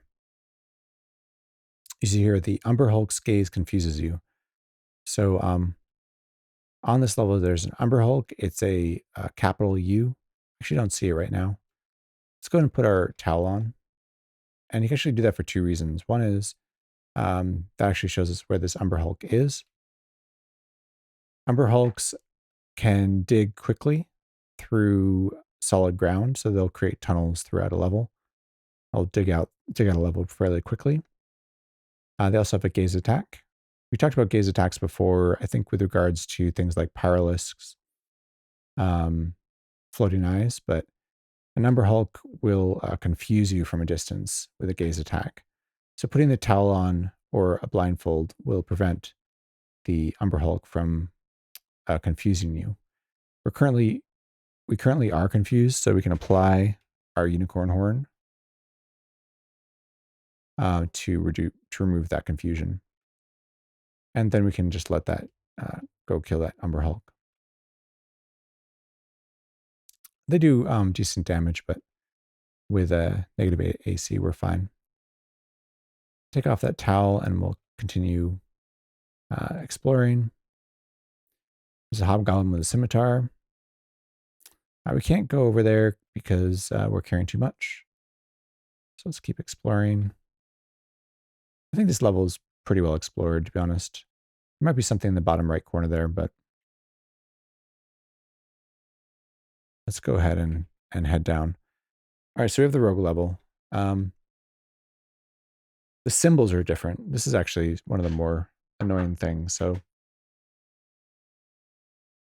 and you can use your command to see, but like a colon is a food ration. So instead of a percent sign, colons are food rations. Potions are still like this. There's going to be fewer colors here. So it's monochromatic. If you previously were using like a curses, graphical, or interface with different symbols, it's going to be ASCII here instead. So it's going to look a little bit different, and the symbols are different. There isn't going to be color. Oh, we're getting burdened here. All right, so we're burdened. So we're going to go ahead and apply our bag and put some stuff in here to get unburdened. In fact, I might just drop a bunch of these thrown weapons too. But we can put away the egg and the food ration. These scrolls definitely want to go in the bag of holding so don't lose them. All these potions can go. Extra wand of light. Probably don't need that at all. The wand of locking. Probably fine.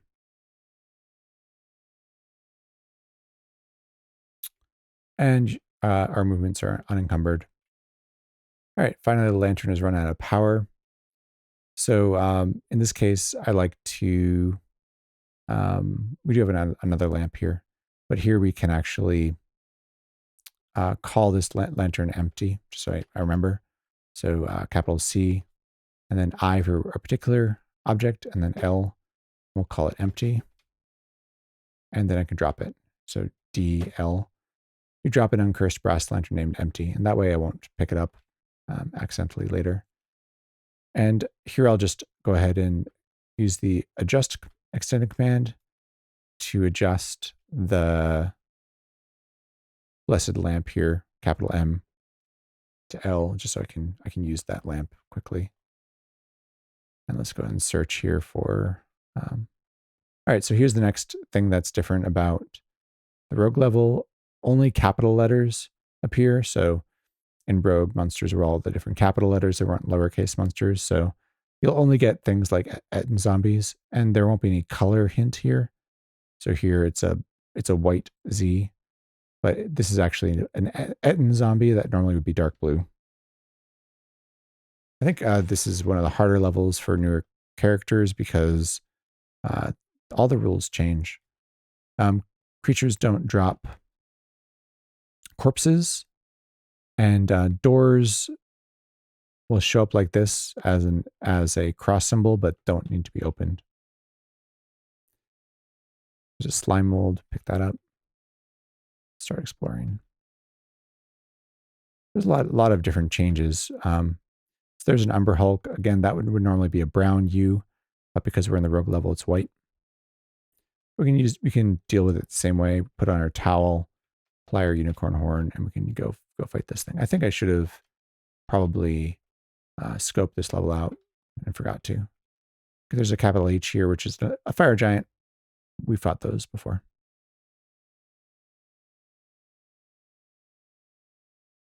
All right, kill the Umber Hulk. Remove the towel. We'll keep exploring here.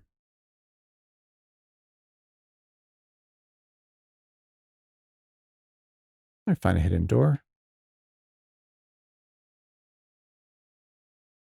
All right, so it's a small shield. So 20, N, 20, S here. Again, there's the fire giant. So again, these don't drop corpses, so you'll never get a corpse here to get fire resistance or strength. If we really wanted to, we could lure this fire giant back to the stairs, take them to a different level, and then kill them there to try and get them to drop a corpse. Actually, one thing I didn't point out is the stairs are actually percent symbols. So this over here looks like a food ration, but this is actually the stairs up. And we're looking for another percent symbol, which would be the stairs down. So that's why, then the food rations are colons. If the game was really concerned about new players, I think they should probably remove this level because, when you're trying to learn all the different symbols and then there's like one level out of 50 levels, which has completely different symbols and some different game mechanics, I think it's kind of confusing. We found the down staircase. I'm actually going to leave. Well, let's go ahead and show off the last special feature about this level. Yes, there's a pudding. I'm not really sure what kind because it doesn't have a color. It's a gray ooze. So again, they'll corrode your metallic stuff. So we can remove the helmet here, or you can also just walk around them. It's actually on the stairs though, so we're gonna have to kill it eventually. Let's go back to the upstairs and look through the doorway up to the north there. Apply L, just turn off that lamp. Underscore less than period to fast travel over there. Here's a new creature. This is an earth elemental. So capital E's are elementals. There's earth, fire, water, and air elementals. Earth elementals are, well, I think both earth elementals and water elementals are the least dangerous. Fire and air are much more dangerous. Earth elementals can walk through solid ground without leaving a tunnel behind them, so they can follow you straight through the solid ground. And they do some damage. Like this one did 9 points of damage, but we can kill this in a couple of hits. If you run into a fire elemental, actually, I think fire elementals without fire resistance probably is another mid-game danger we should put here. And air elementals are definitely a mid-game danger. Don't put that here. So fire elementals. So this would be normally a orange E. Hey, those Coles. Oh, thank you so much for the subscription. Much appreciated. 3 months. Hope you're doing well. And those Coles is a variety streamer. And please give them a follow. I'm going to do a little shout out here.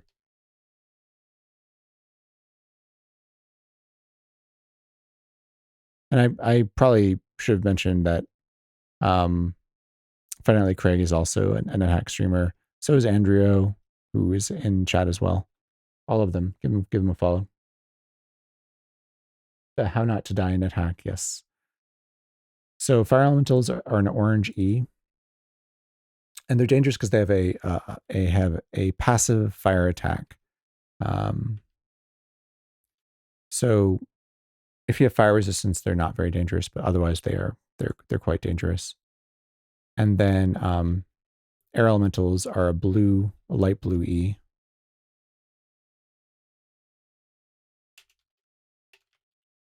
Blue E. Light blue.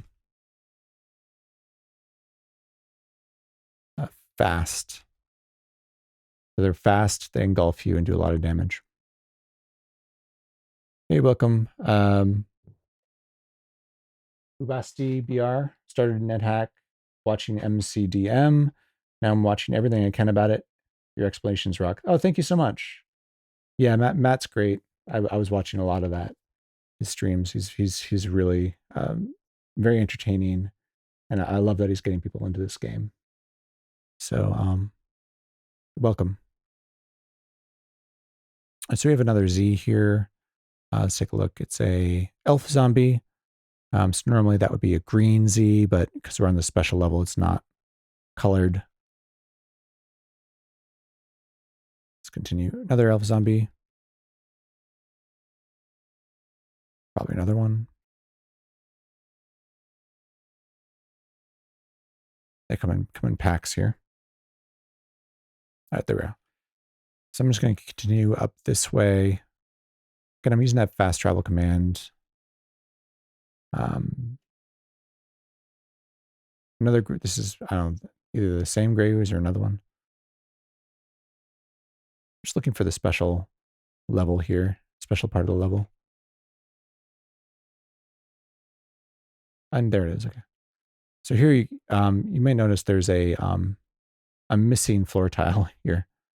So there should be a floor tile here, but it's just a blank space. And that's a ghost. So on the rogue level, a ghost is just shows up as a blank space, like they're invisible. You can't really see them. And Kenneth Arnold is one of the original developers of Rogue. I think it's randomized between a few of the different original Rogue developers. And they're going to be sitting on some special items as well. Ghosts are not terribly dangerous. They do a small amount of damage. They are very hard to kill. They have a low AC and they don't take very much damage. So we're able to kill it though.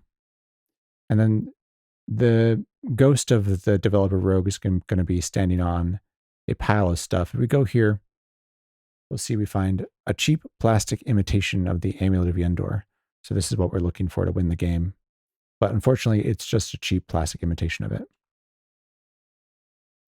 There's also some other guaranteed items here. There's some plate mail, some weapons, and there's some food rations we can pick up. You can take the cheap plastic imitation of the Amulet of Yendor with you if you want, just for the fun of it, or you can just drop it. Oh, a pair of hiking boots. So that could potentially be good. I think we've ID'd them. So I'm using the discoveries command, which again is the \.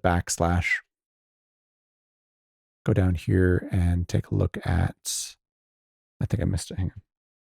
So armor. Do we know any boots? We just know high boots, iron shoes, and low boots. So we haven't identified any of the magic boots. We don't really know what this is. So we'll definitely pick it up. It's going to make us burdened though. So let's go ahead and apply our bag of holding and put in, I use the capital X here. And this is where you can often make the mistake. Like if I just hit the comma here, you can see here, it's going to select everything. And I've just selected a wand called cancellation. So this is a real danger. Like just doing that indiscriminately is a way I've blown up multiple bags of holding. So we're going to make sure we deselect that and just be very careful that you never put this into your bag of holding because you'll destroy everything. But everything else can go into the bag of holding safely.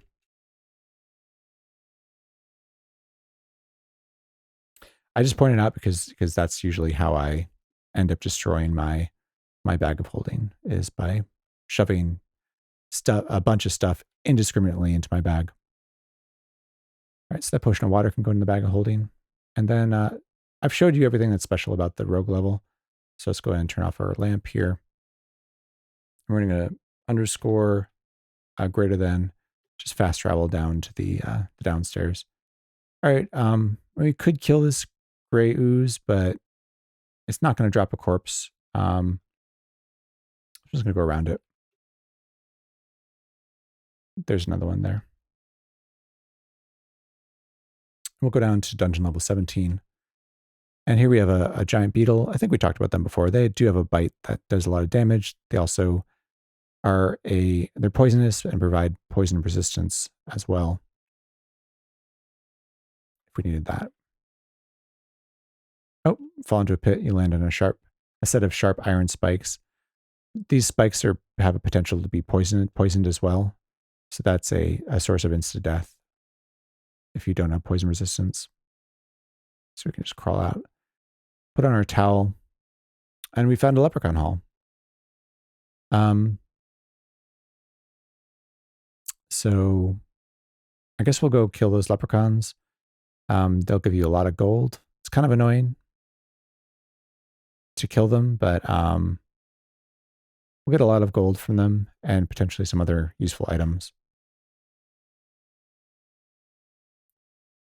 Choose our N10S. We found a teleportation trap as well.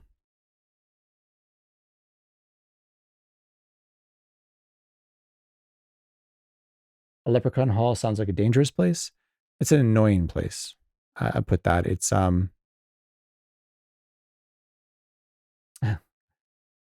yeah. So what I would suggest to do here so it's going to be really annoying. You want to turn off your auto pickup here, and then generally you want to sort of work your way to the corner to sort of prevent leprechauns from getting away as much as possible. So I'm going to hit this one just to prevent the number of spaces it can run to. And then you'll see that there's some gold here. We're not going to pick it up yet. So we're going to fight the next one. The leprechaun zaps herself with a pine wand. Suddenly you cannot see the leprechaun. So that leprechaun just zapped himself with a wand to make invisible, which I believe, again, using the / for the discoveries, should have auto-ID'd it for us.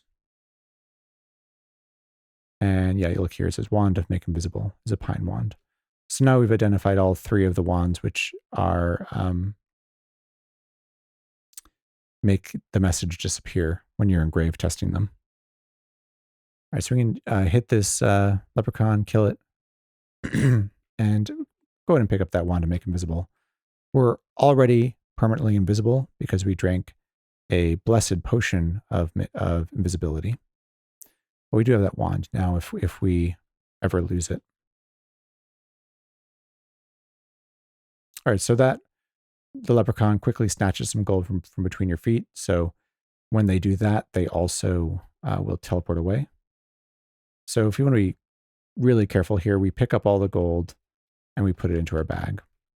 So that's just A, B, I, and then gold.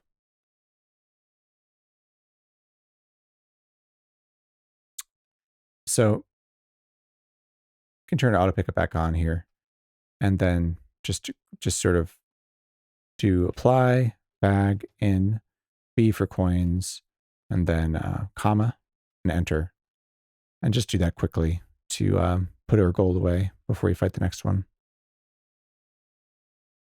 And start working toward the corner here to limit the places that the leprechauns can run.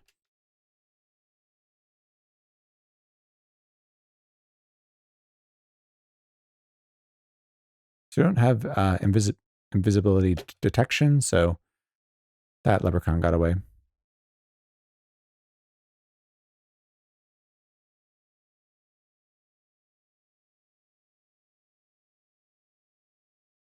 Just going to do this quickly because it's kind of boring.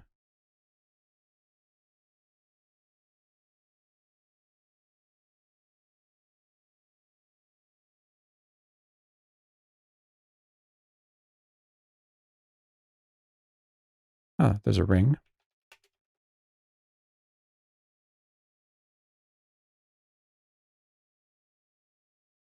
It's a lot of key presses. You can do what I do sometimes, which is just ignore the leprechaun halls because this can be tedious. I'm just showing you how I would deal with it if you have a bag of holding or any sack at all.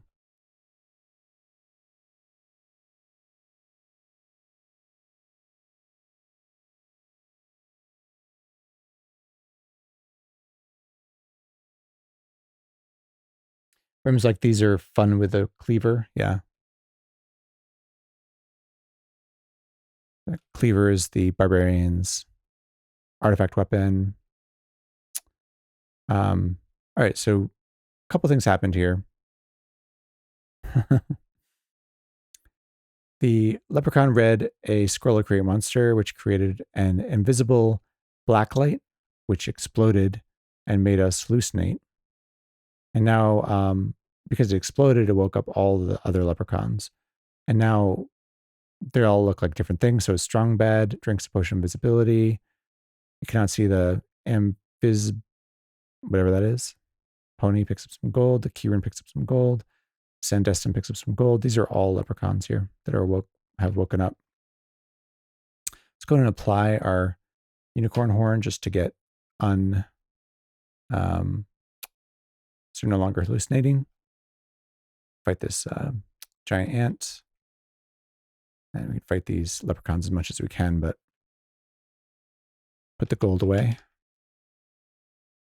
Yeah, so now we have a million leprechauns just running around this level. So annoying. And I may just not I may choose to just not chase them down, to be honest. Because they're fast and super annoying.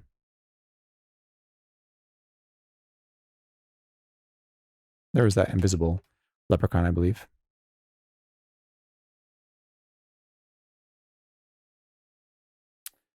Hey, Dan. Thank you so much for the raid. I saw you were streaming NetHack recently. Were you streaming NetHack today or something else? Everybody should go give Dan a follow. I follow him on Twitter as well.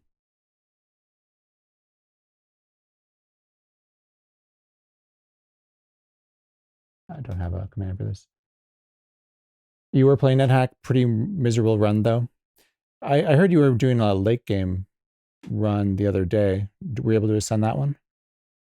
And what were you playing today?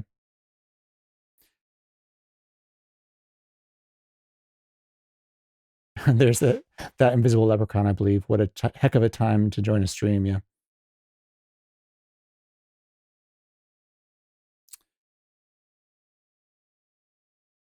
The one ascended was a healer today. Archaeologist.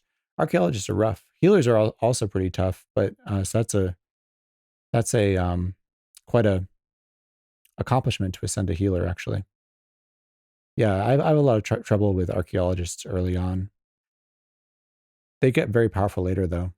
They're actually one of the most fun characters for me.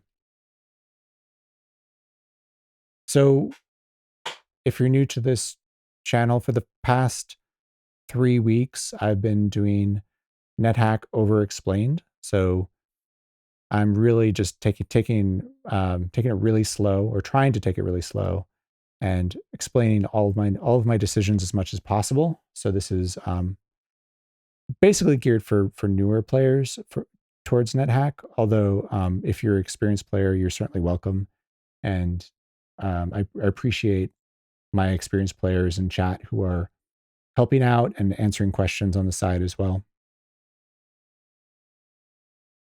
Oh, thank you for the follow, Dan. Appreciate it. So yeah, this character it's gone pretty far. We have a ascension kit is pretty well complete, with the exception that we don't have reflection or magic resistance. We've completed Sokoban. We've gotten to Mine Town, which was Orc Town. We're on our way towards Medusa's Island and the castle. That's sort of the goal for tonight, is to get to, well, here's our goals for tonight. Survive. It's always our first goal. We want to get reflection and magic resistance. We want to explore Medusa's castle and potentially explore Medusa's island, and potentially explore the castle as well. And also we need to get to XP level 14, so we'll be eligible for the quest. So we're kind of working our way slowly through these levels, trying to find Medusa's island, which is somewhere between level 21 and 28. We're down on level 17 right now. Let's take a look at how much gold we've picked up here, though, from this leprechaun haul. So we have 9,000 gold pieces, which is enough to get us another 2 points of protection. So I would say that's probably worthwhile. Get us down to negative 10 AC.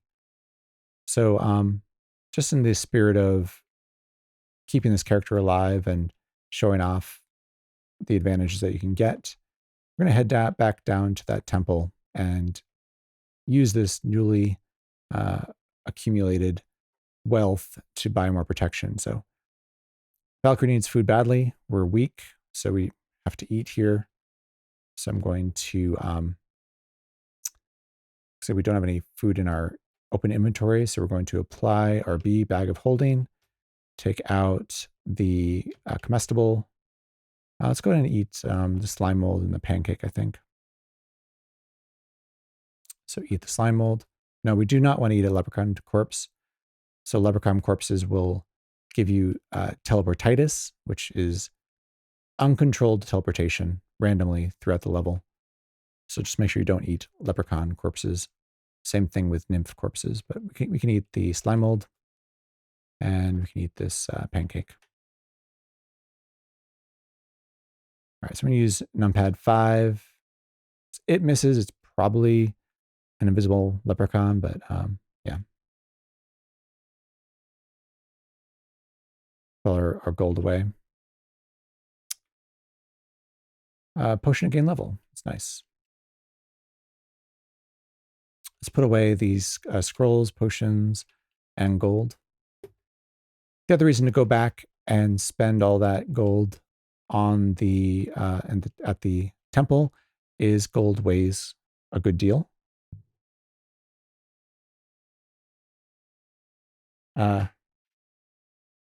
Eidolon Moth says, I remember when I first started playing the game, I thought, oh, I can eat all the monsters and quickly learn better.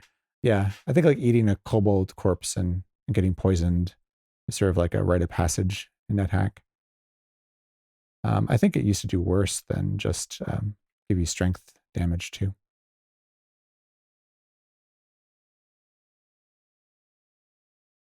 Okay, we found the downstairs. Click, you trigger a rolling boulder trap. Fortunately for you, no boulder was released, so that rolling boulder trap didn't actually do anything. Go ahead and poke our head down here. There's a black gem. We can actually apply our touchstone, which is G, on this gem. It's a jetstone. So let's go back. And again, if you do the overview here, you'll see that the temple is on level 13. So just 3 levels back. So I'm doing underscore less than to fast travel and hitting the period. Again, I guess maybe I will kill these oozes. Gray oozes will corrode your armor.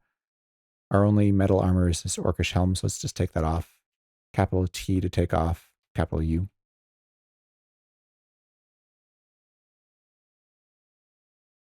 All right, kill the gray ooze. And we'll continue back to here. Put our, or rather wear our orcish helm again. All right, got to go back down to level 13. So again, we'll fast travel to level 14 and fast travel again to level 13. Is Andrew is saying, he's calling me chicken for going back and getting extra protection, I guess.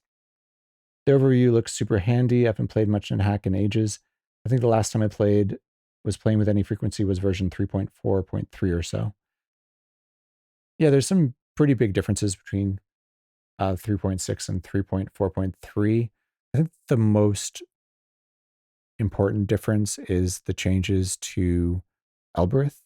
So you can no longer attack off of Elbereth in 3.6. The Elbereth will disappear and you'll abuse your luck. So you have a Leucrata here. This is on my early / mid game danger list. We did fight one before in Sokoban. But I think at this point with a -8 AC, we should be able to take out a Leucrata. We'll just watch our HP here. Yeah, we were able to kill it. We just lost about 19 HP in that battle. I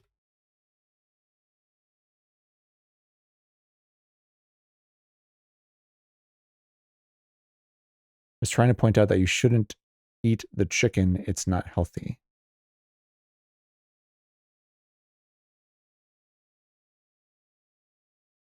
Oh, yeah, yeah. Oh, yeah, yeah. We're talking about things you shouldn't eat. Yeah. That's actually a way which I died fairly recently. So tins of meat will have, they'll generally say the monster that has been tinned. So they'll say like, do you want to eat the hill orc meat or whatever it is when you eat a tin? But if it's a cockatrice corpse that's been tinned, it will say, do you want to eat, it smells like chicken. Do you want to eat it? And of course, if you eat cockatrice meat, it's insta-death. It's very, very, very evil. All right, one more floor down to level 13. And so down here is the temple. It's the altar. So we can go ahead and underscore and fast travel over there. There's that incubus again. It's probably been long enough that we could potentially try to get some more benefits from the seduction attack. I guess we'll just see if it happens. I'm going to leave it alive. Okay, so we feel very attracted to it. And sure, we'll go ahead and have it remove our armor. You can actually leave on your boots, leave on your helm. Seem to have enjoyed it more than Incubus. You'll always remember the Incubus. Takes some money. Guess we had money in our... I don't know exactly what... I think that might have exercised our wisdom. Yeah. So our wisdom went up by 1. So we can put on our armor here. And let's continue to the temple. That's just a human mummy. Okay. So we're still XP level 10. I guess getting level drain from that Incubus helped us out here. So we can take out 4,000 gold at a time. Play our bag. Take out B coins. 4,000. And then the dollar symbol, enter. Continue, yes. And then we'll do the extended command, chat. The priest. We're going to offer 4,000. So now we start with -8, and now we have... Oh, we got wisdom and agility as well. And now we have -9 AC. So we're going to go ahead and keep track of that here. We have 3 points of protection. And then we'll do the same thing again, taking out our coins, 4,000. And we'll chat with this priest.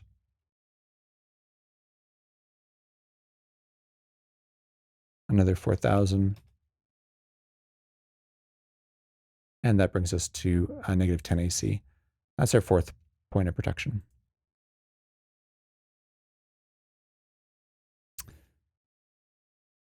Eidolon says the Incubus is a cheap date. Yes. A lot cheaper than buying protection from a priest. All right, so we'll fast travel back down. And I recommend fast traveling, not only because it saves time, but also you don't accidentally bump into things that you don't mean to bump into, like floating eyes. A blast of frost hits the Tengu. So this is probably a winter wolf. I mean, it could potentially be a wand of cold, I guess. But I'm going to move down and to the left diagonally, just so I'm out of the line of sight. And yes, this is a winter wolf. So as you could imagine, they're not terribly dangerous if you have cold resistance like we do. We start with that. But they can be dangerous to your potions if you have them in your open inventory. So we kill it. They are safe to eat, so we can go ahead and eat it. And they can grant you cold resistance if you don't already have it. All right, down to the next floor. And again. We're back to the rogue level. So yeah, again, all the symbols are different here. And but you can use the same underscore greater than to find the downstairs, even though it's represented as a % symbol instead of the greater than symbol. All right, this is some sort of Y. Let's take a look at what it is. It's an owlbear, so they will grab you. I think we're totally fine killing this, though. And they will not drop a corpse. There's an A. So A's are angels. They're likely to be lawful and likely to be peaceful because we're lawful as well. But they can be quite powerful. An Alix, there's not much more to say about that. There's some chance that they have shields of reflection, I think. Let's take a look.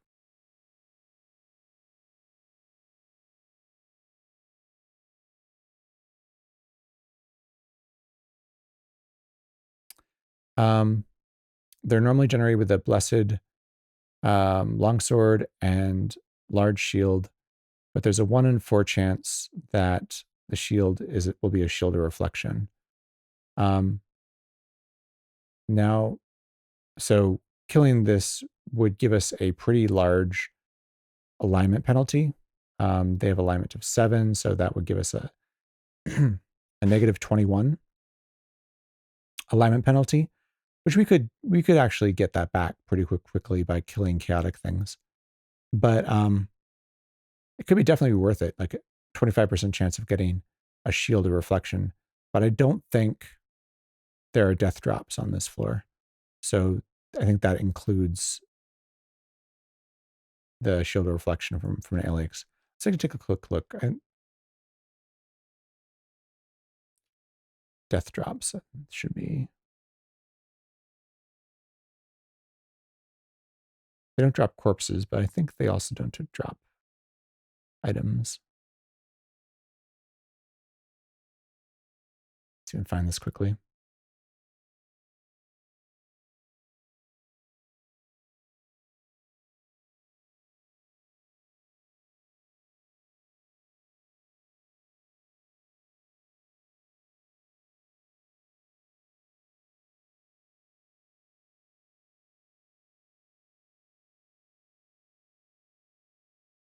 Yeah.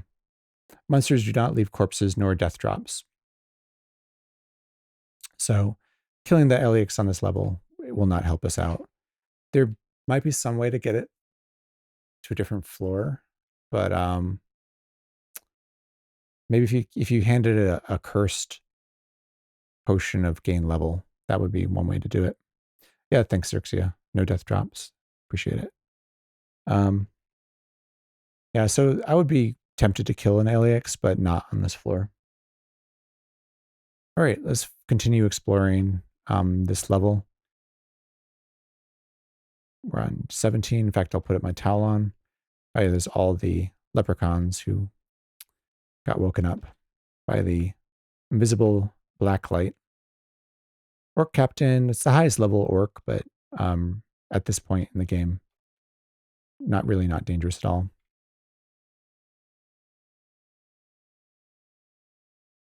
So there's 3 of the leprechauns. I'll go and fight them if I can.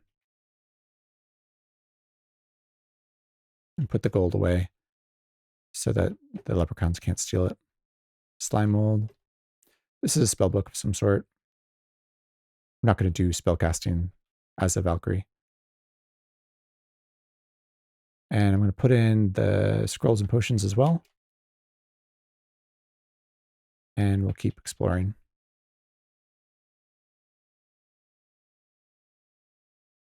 It's a boulder. There's a monster behind it.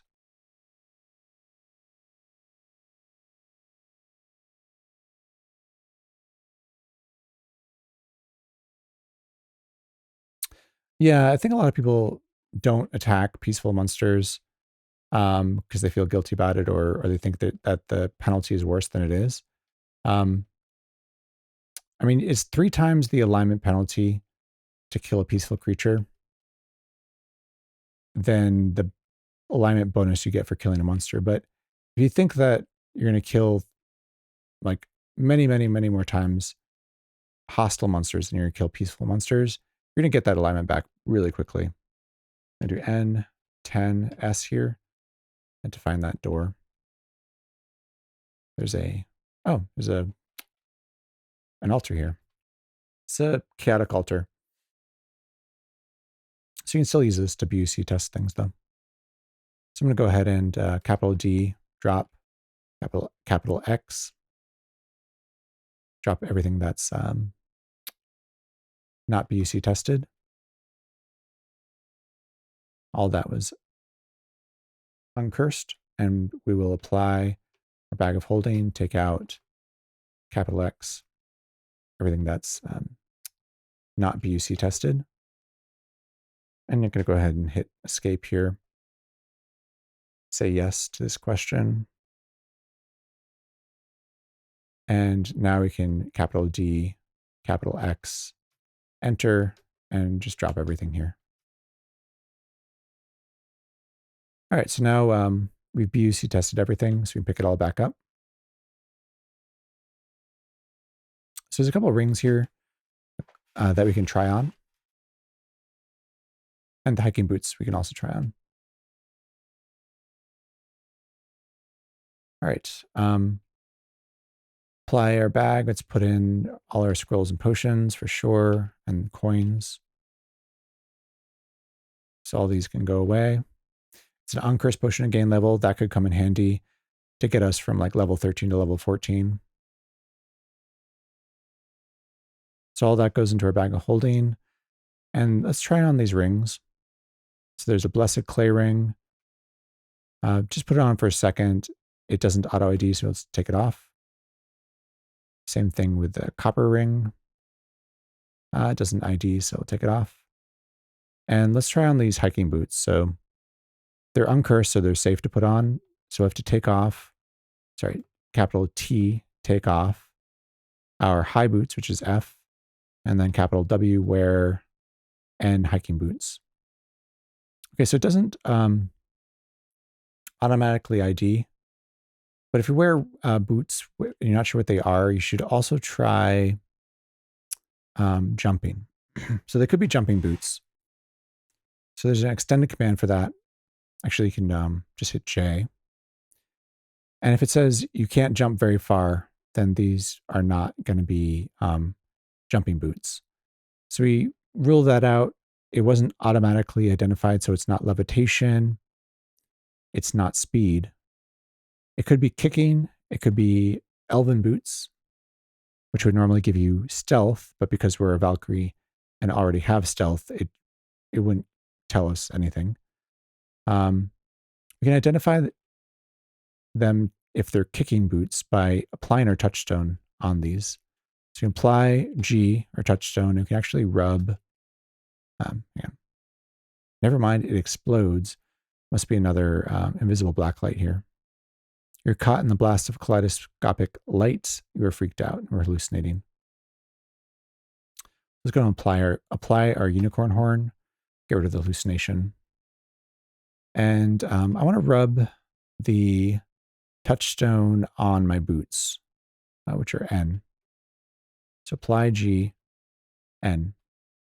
And we did get this scritch message. So there's only, if you get a scritch message, it means that the item you're rubbing the touchstone on is metallic.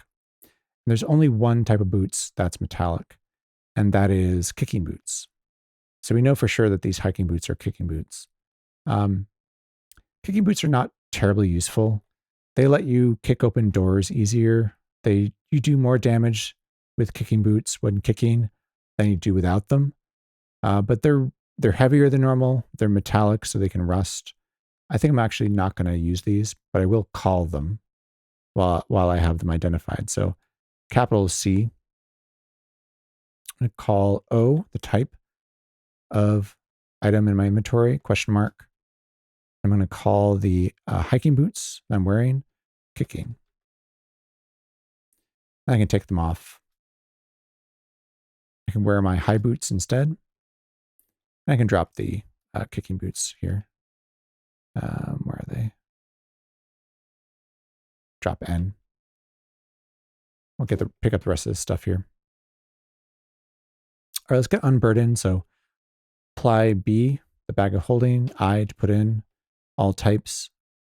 Let's put away all this food. Put away these rings, I guess. Do not want to put away your wand of cancellation. Do not put that in. The wands of make invisible can go away. And this jetstone. All right. Your movements are now unencumbered, so let's continue exploring. There is a fountain here. We could dip stuff into the fountain, but now that we have a wand of cancellation, I think it's less important to do that. So let's go ahead and explore. We'll eat this slime mold. Now, we're sort of stuck here. I mean, you can open in that direction and open the door, but we're not going to be able to travel diagonally. There are two ways you can deal with this. You can destroy the boulder with a pickaxe, or actually close this door and kick it open. And that will actually destroy the door and allow you to move diagonally into that space. All right, I think this level is pretty well explored. Maybe I'll go back up to the altar and just look through that doorway to the left.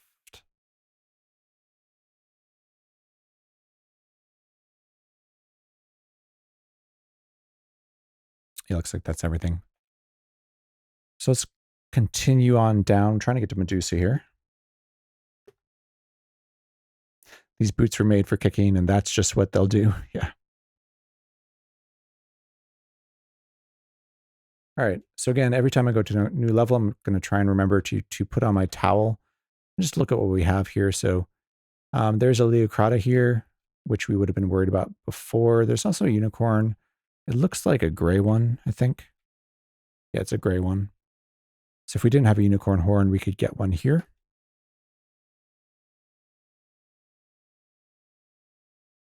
There comes the Leocrata.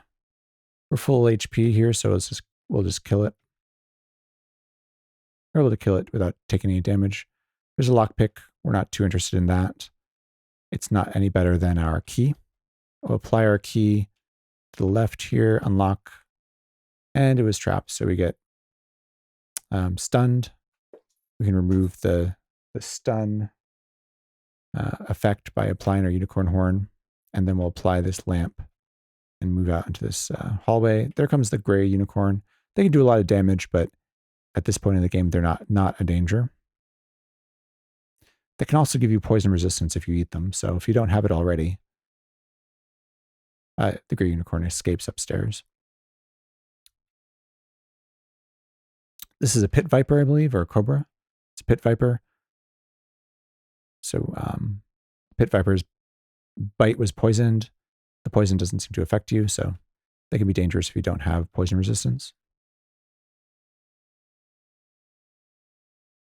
All right, let's explore. Large box, we can loot that. Apply our key. And what do we have here? Take the scroll. And this is 2 tallow candles. I guess I'll take them too. Apply bag of holding. We'll put in everything that's not BUC tested. Okay, so here we have a new type of shocking sphere. This is a shocking sphere. You can tell because of the color, it's like a lighter blue than the floating eye. And also they light up the hallways. So like this hallway is lit up because the shocking sphere is nearby.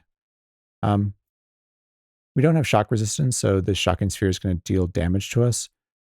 Other than that, I think it should be fine. In 3.7, shocking spheres deal inventory damage, which makes them actually destroy your wands and your rings. But in 3.6, they're much less dangerous. So it explodes. So it did 9 points of damage because we don't have shock resistance. There's a sleeping gas trap there. We do have sleep resistance, so we can just step on here.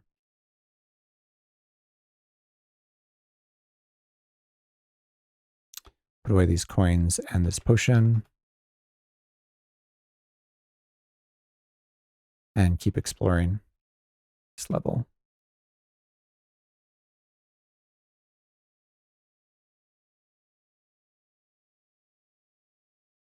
I'm very tempted to just dive, just dive down at this point, because I do want to get to Medusa's island, and we have a ways to go. 21 to 28. So we have at least 10 levels to go. I'll go a little faster here and just see if we can get to Medusa's island, because that's sort of my goal for the night. But what I will do is on each level, I'm going to go ahead and put the towel on and just see if there's anything that is of interest. So here, again, / just to see what's here. There's a piranha, giant eel, and giant eel. So semicolons are sea monsters, which are dangerous. In fact, I'll definitely put them on the mid-game dangers list here. So here we'll put eels, electric eels. I'll just put semicolons here. They have a drowning attack. So piranhas just have a bite. They're not terribly dangerous, but eels and electric eels will they'll wrap around you and they'll pull you into the water and they'll drown you, which is an insta-death attack if you don't have a way to deal with it. You'll always have at least one turn. Is that true?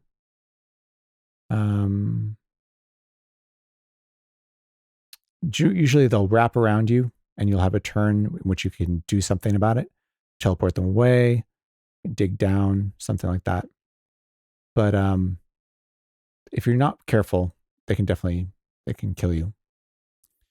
These other two things I think are going to be lieutenants. Let's take a look. Andrew also points out that electric eels are even more dangerous. Oh, that's a woodland elf. And that's a lieutenant. Okay. So these are two things that look identical.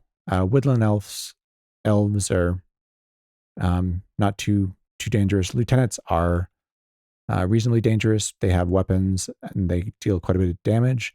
They can also have good items though. So I think we do want to check out the lieutenant.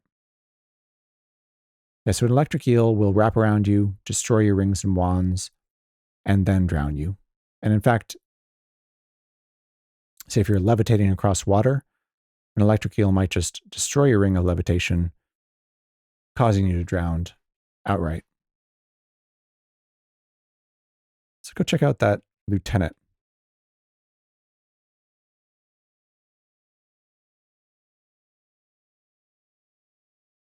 Found the downstairs. I'm not sure which one this is because they look identical. This is the woodland elf. So it has a cursed bow. Just going to move diagonally toward it and kill it. Oh, there's a pair of riding boots. So this is almost certainly elvish boots. It's very likely to be elvish boots because you killed an elf and they had them. I'm going to go ahead and call them. So capital C-O type.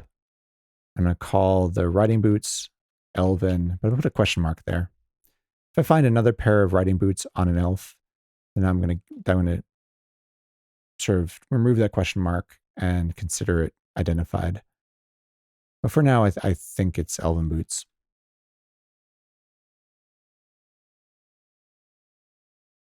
Let's go find that lieutenant. There's probably a secret door here. And we're hungry, so let's eat. We'll take out a comestible. 1A.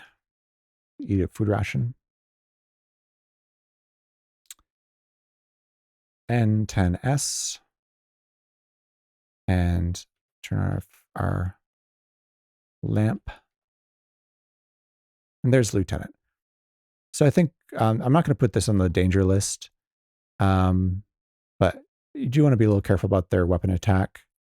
So it's got a broadsword, and it's going to swing a couple times. It did 7 points of damage to us in one round. Which is not an amazing amount of damage. And then it zaps a jeweled wand, which summoned a creature. So that should have auto-ID'd the wand. You can check by hitting the / key and looking under wands. And here it is. Wand of Create Monster is jeweled. So that's been auto-ID'd for us. We take a look at what this is. Probably an owlbear. Yeah, it is. Let's kill the lieutenant first. We were able to kill it. And now let's kill this owlbear. No problem. So pick up the Wand of Create Monsters and then see what they have. So this is one of the things we wanted to find, which is a pair of leather gloves. It's not only AC, it's also protection against things like cockatrice corpses. So a pair of leather gloves is very important. Hey, Idlemuth, thank you so much for the follow. Appreciate it. So let's pick up these leather gloves and we're going to go ahead and wear them. And they're +0. So they're not cursed. Even if they were cursed, I think they're worth wearing. So if you touch a cockatrice corpse with your bare hands, and there's various ways for you to do that. If you're blinded, or if you're wielding it, then or you try and sacrifice it in an altar. If you're not wearing gloves, you'll be killed instantly. So having leather gloves will prevent you from having a lot of accidents. There's also a sea ration here, which is a reasonably efficient form of nutrition. So we'll pick that up too. Starting to get burdened here. So we're going to have to do a little inventory management. Just put some stuff in our bag. Put away our gold coins. I'm going to actually drop a bunch of, let's put away these elven boots. I'm going to drop a bunch of these daggers because they're heavy. Put away the potion, put away the want to create monster. And yeah, we're unencumbered. Let's go ahead and capital D drop weapons. Just get rid of these daggers. The orcish daggers and everything. And let's go down.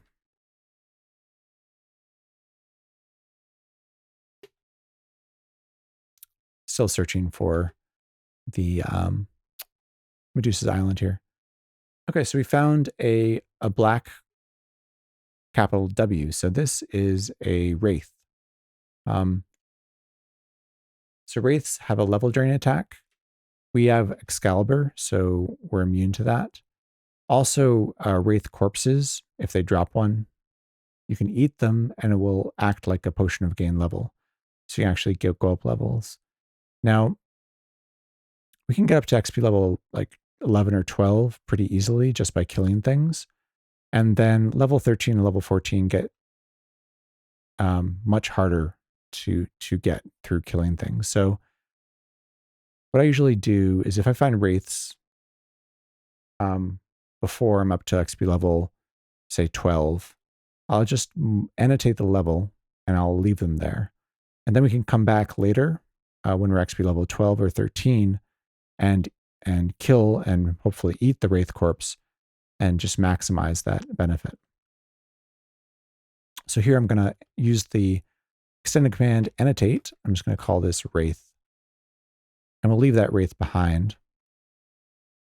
Or try to leave that wraith behind.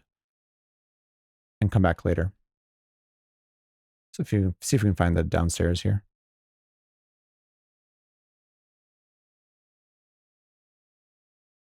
This is just bandit mail. So this is the downstairs. So let's go ahead and head down. Put our towel on. See a white Y. This is probably a Yeti. It's a Yeti. So they're reasonably strong melee monster. They, if they grant cold resistance if you don't already have it. Playing as a Valkyrie, so we started with it. So another scroll identify. Put away all these scrolls, and let's explore this level.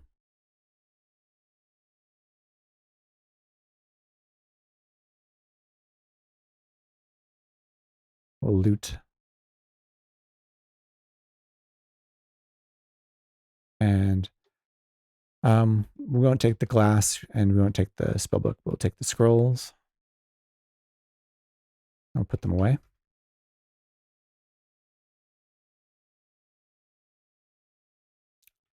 Here comes the Yeti.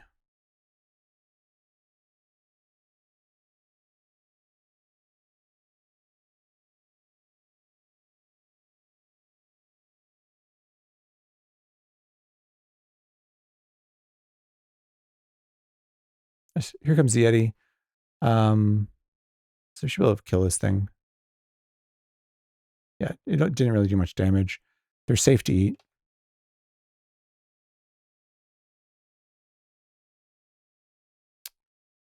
Just kill the fog cloud and finish eating it. It satiate us, which abuses our dexterity. I don't know if I talked about abusing attributes or not, but your attributes are checked periodically, and based on your conducts, you either exercise or abuse your attributes. And periodically, the game will check whether you've abused or exercised your attributes, and there's a chance that your attributes will go up or down. Some soldiers here. So another source of leather gloves. And they can have, I was going to say they have wands often. So the soldier zaps a long wand, the wand misses you. So that's going to be a wand of striking. And it should have auto-ID'd. Let's take a look again with the discoveries list. And here it is, wand of striking is long. So wands of striking are an attack wand. They also have some very interesting uses, just besides being an attack wand. You can use them to break through doors. They can destroy boulders, which can come in very handy. And they can also destroy drawbridges, which in the castle level can come in handy as well. Moving diagonally, trying to save charges here of the wand of striking. And we'll try and kill his soldier before it zaps too much. All right, we killed it. We got to XP level 11. And kill this other one. So we got the wand of striking. It's minus like 3 or 4 charges, probably 4 charges. And this soldier also had a pair of leather gloves and a K ration. So K rations are one of the best food items in terms of nutrition to weight ratio. So I'll often pick those up and eventually probably just use a stack of K rations over anything else.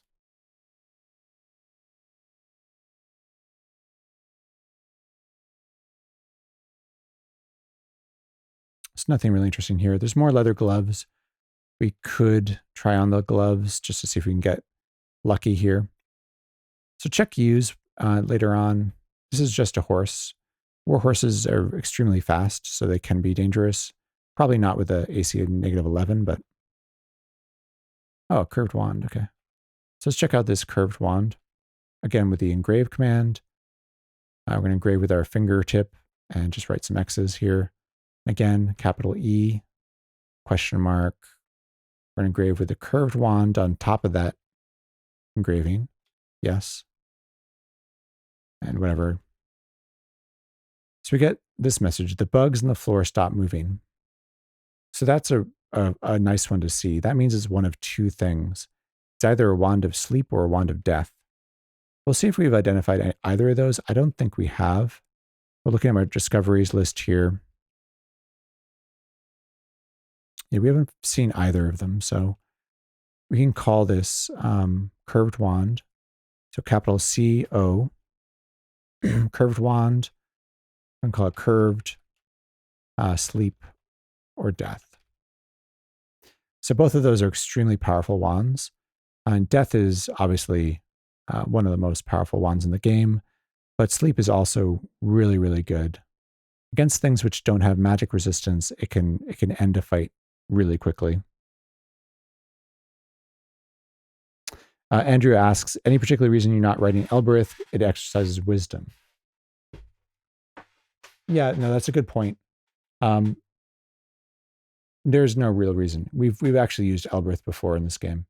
So writing XXX or engraving XXX will maintain a conduct, which is the illiterate conduct.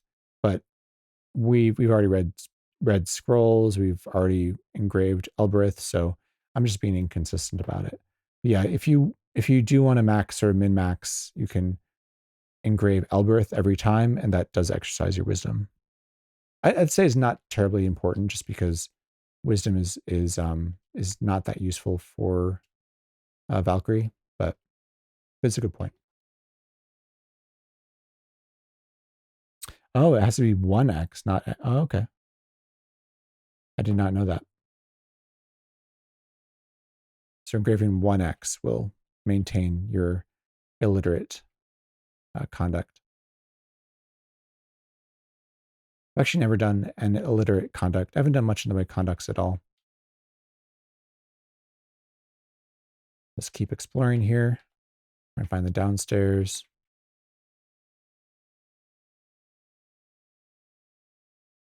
Oh, there we go. Here comes another soldier, I think. So we'll take the C ration. That's it. Down we go. Another leprechaun hall. I think I'm going to ignore this leprechaun hall.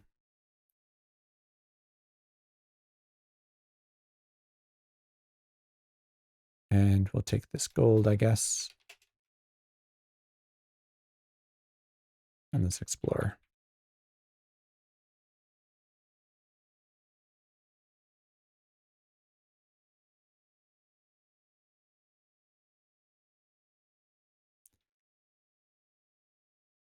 All right, apply our key. This direction will unlock it. Here comes this is actually a cobra. It's another poisonous snake. I think it might be one of the strongest snakes, but they're not that hard to kill if you have poison resistance. There was a message. Let's check what it was. Oh, that was something written here in the dust. You read Vlad was here. Vlad was here actually is a message that tells you there's a trap door nearby. So where was that? Oh, there it is.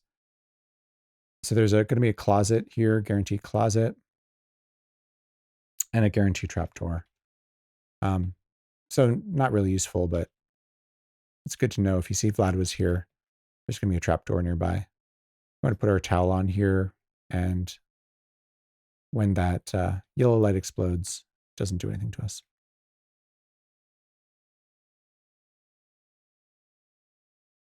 All right, still don't find the downstairs. So go back here, and then this way. Just another quivering blob. Oh, I wonder if the stairs are underneath the leprechaun here. So again, if you think there might be a staircase under monsters or something, you can use the terrain command. So that's hash terrain, and then you want the B option here. I don't see it here. That doesn't mean it's not in this bottom corner. Kind of a bummer. I guess I should probably fight these things.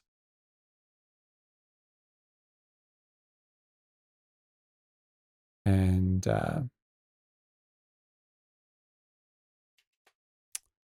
see if we can find the downstairs here. So again, we can hashtag terrain B. I still can't see that back corner, so I don't know for sure. It's probably not in here though. Just putting the gold in my bag here. Oh, there's more dungeons, so probably back here. Yeah, there it is. Grab that ring. So now I think we have 2 tiger's eye rings.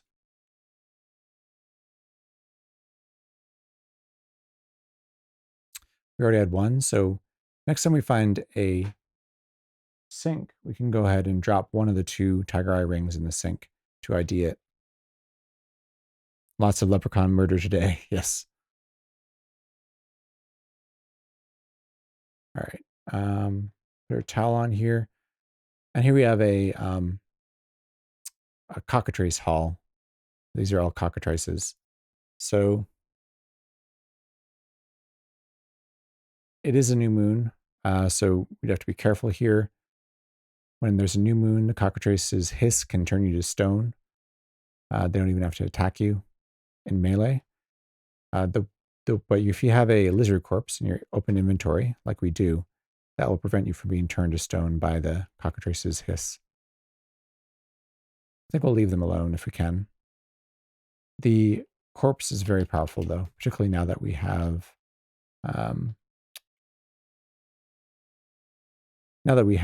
gloves and can actually wield a cockatrice corpse.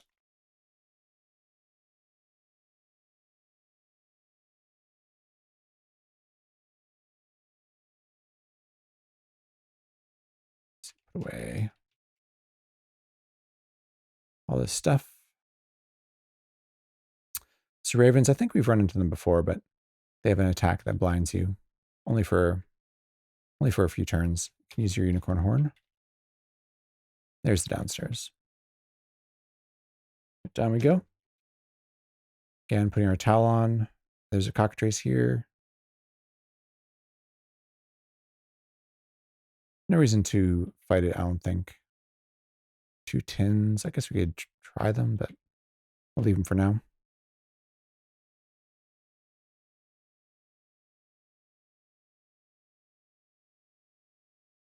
Turn off our lamp. Hey, welcome, Mr. Sherlock Sage. Remembered that I forgot to watch part 3, so I'm going to be completely lost. These will both be up on YouTube. I think part 3 is not up yet. I just uploaded it. I'm waiting for it to process, so it should be up tonight. And then this is part 4, should be up by next week. So this is a little bit behind. We could take another lizard corpse, but I don't think we need to. Flail. So we're at dungeon level 24. So within the next 4 levels here, we should run into Medusa's Island. That's really my goal here for the session. So N10S. Paper golems. So paper golems drop unlabeled scrolls, which is quite useful. All right, let's put some stuff away here. Let's see the gold. Put away the food, the scrolls, these rings.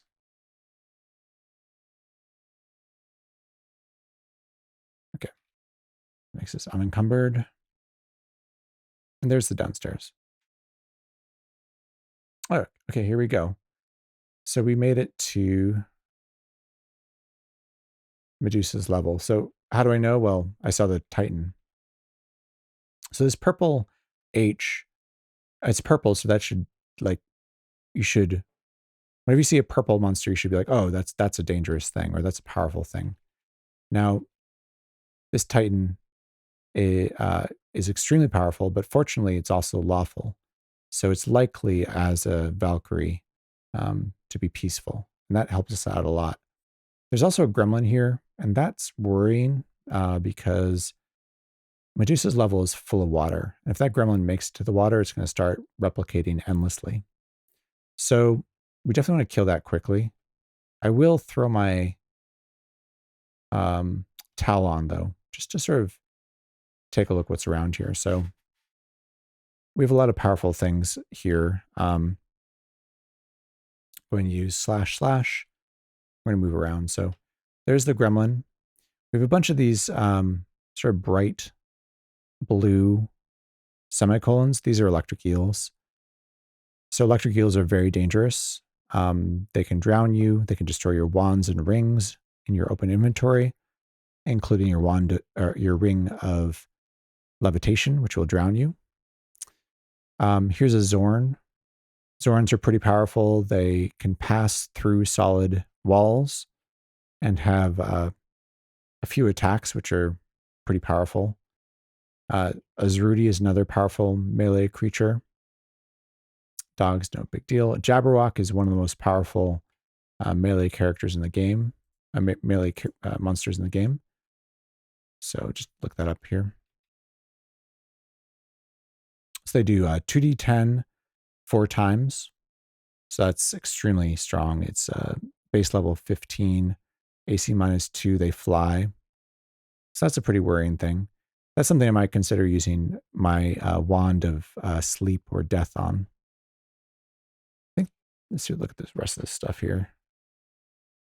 This is a succubus, so that will not do a seduction attack against us.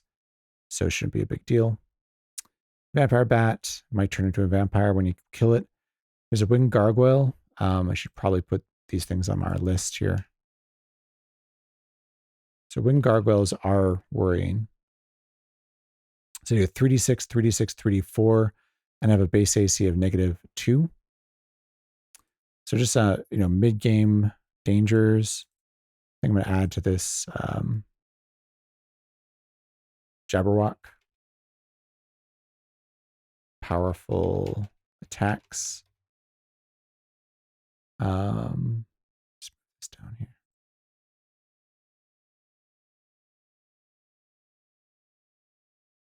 We'll add Winged Gargoyle.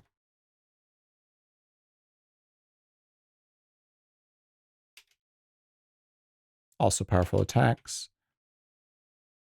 They're actually similar. I'm not going to add Zorn. I'm not too worried about that. I should probably add Titan here, even though it's currently peaceful. Because if it's not peaceful, you're in trouble. They're magic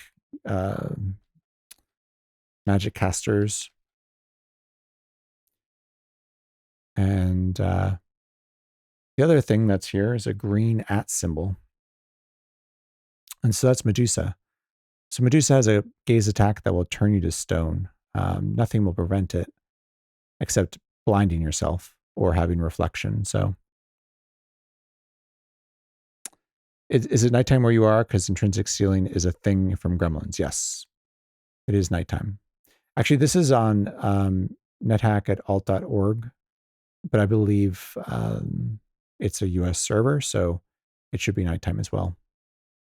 So we're going to go kill that gremlin, our first thing, just so that we don't, it doesn't multiply.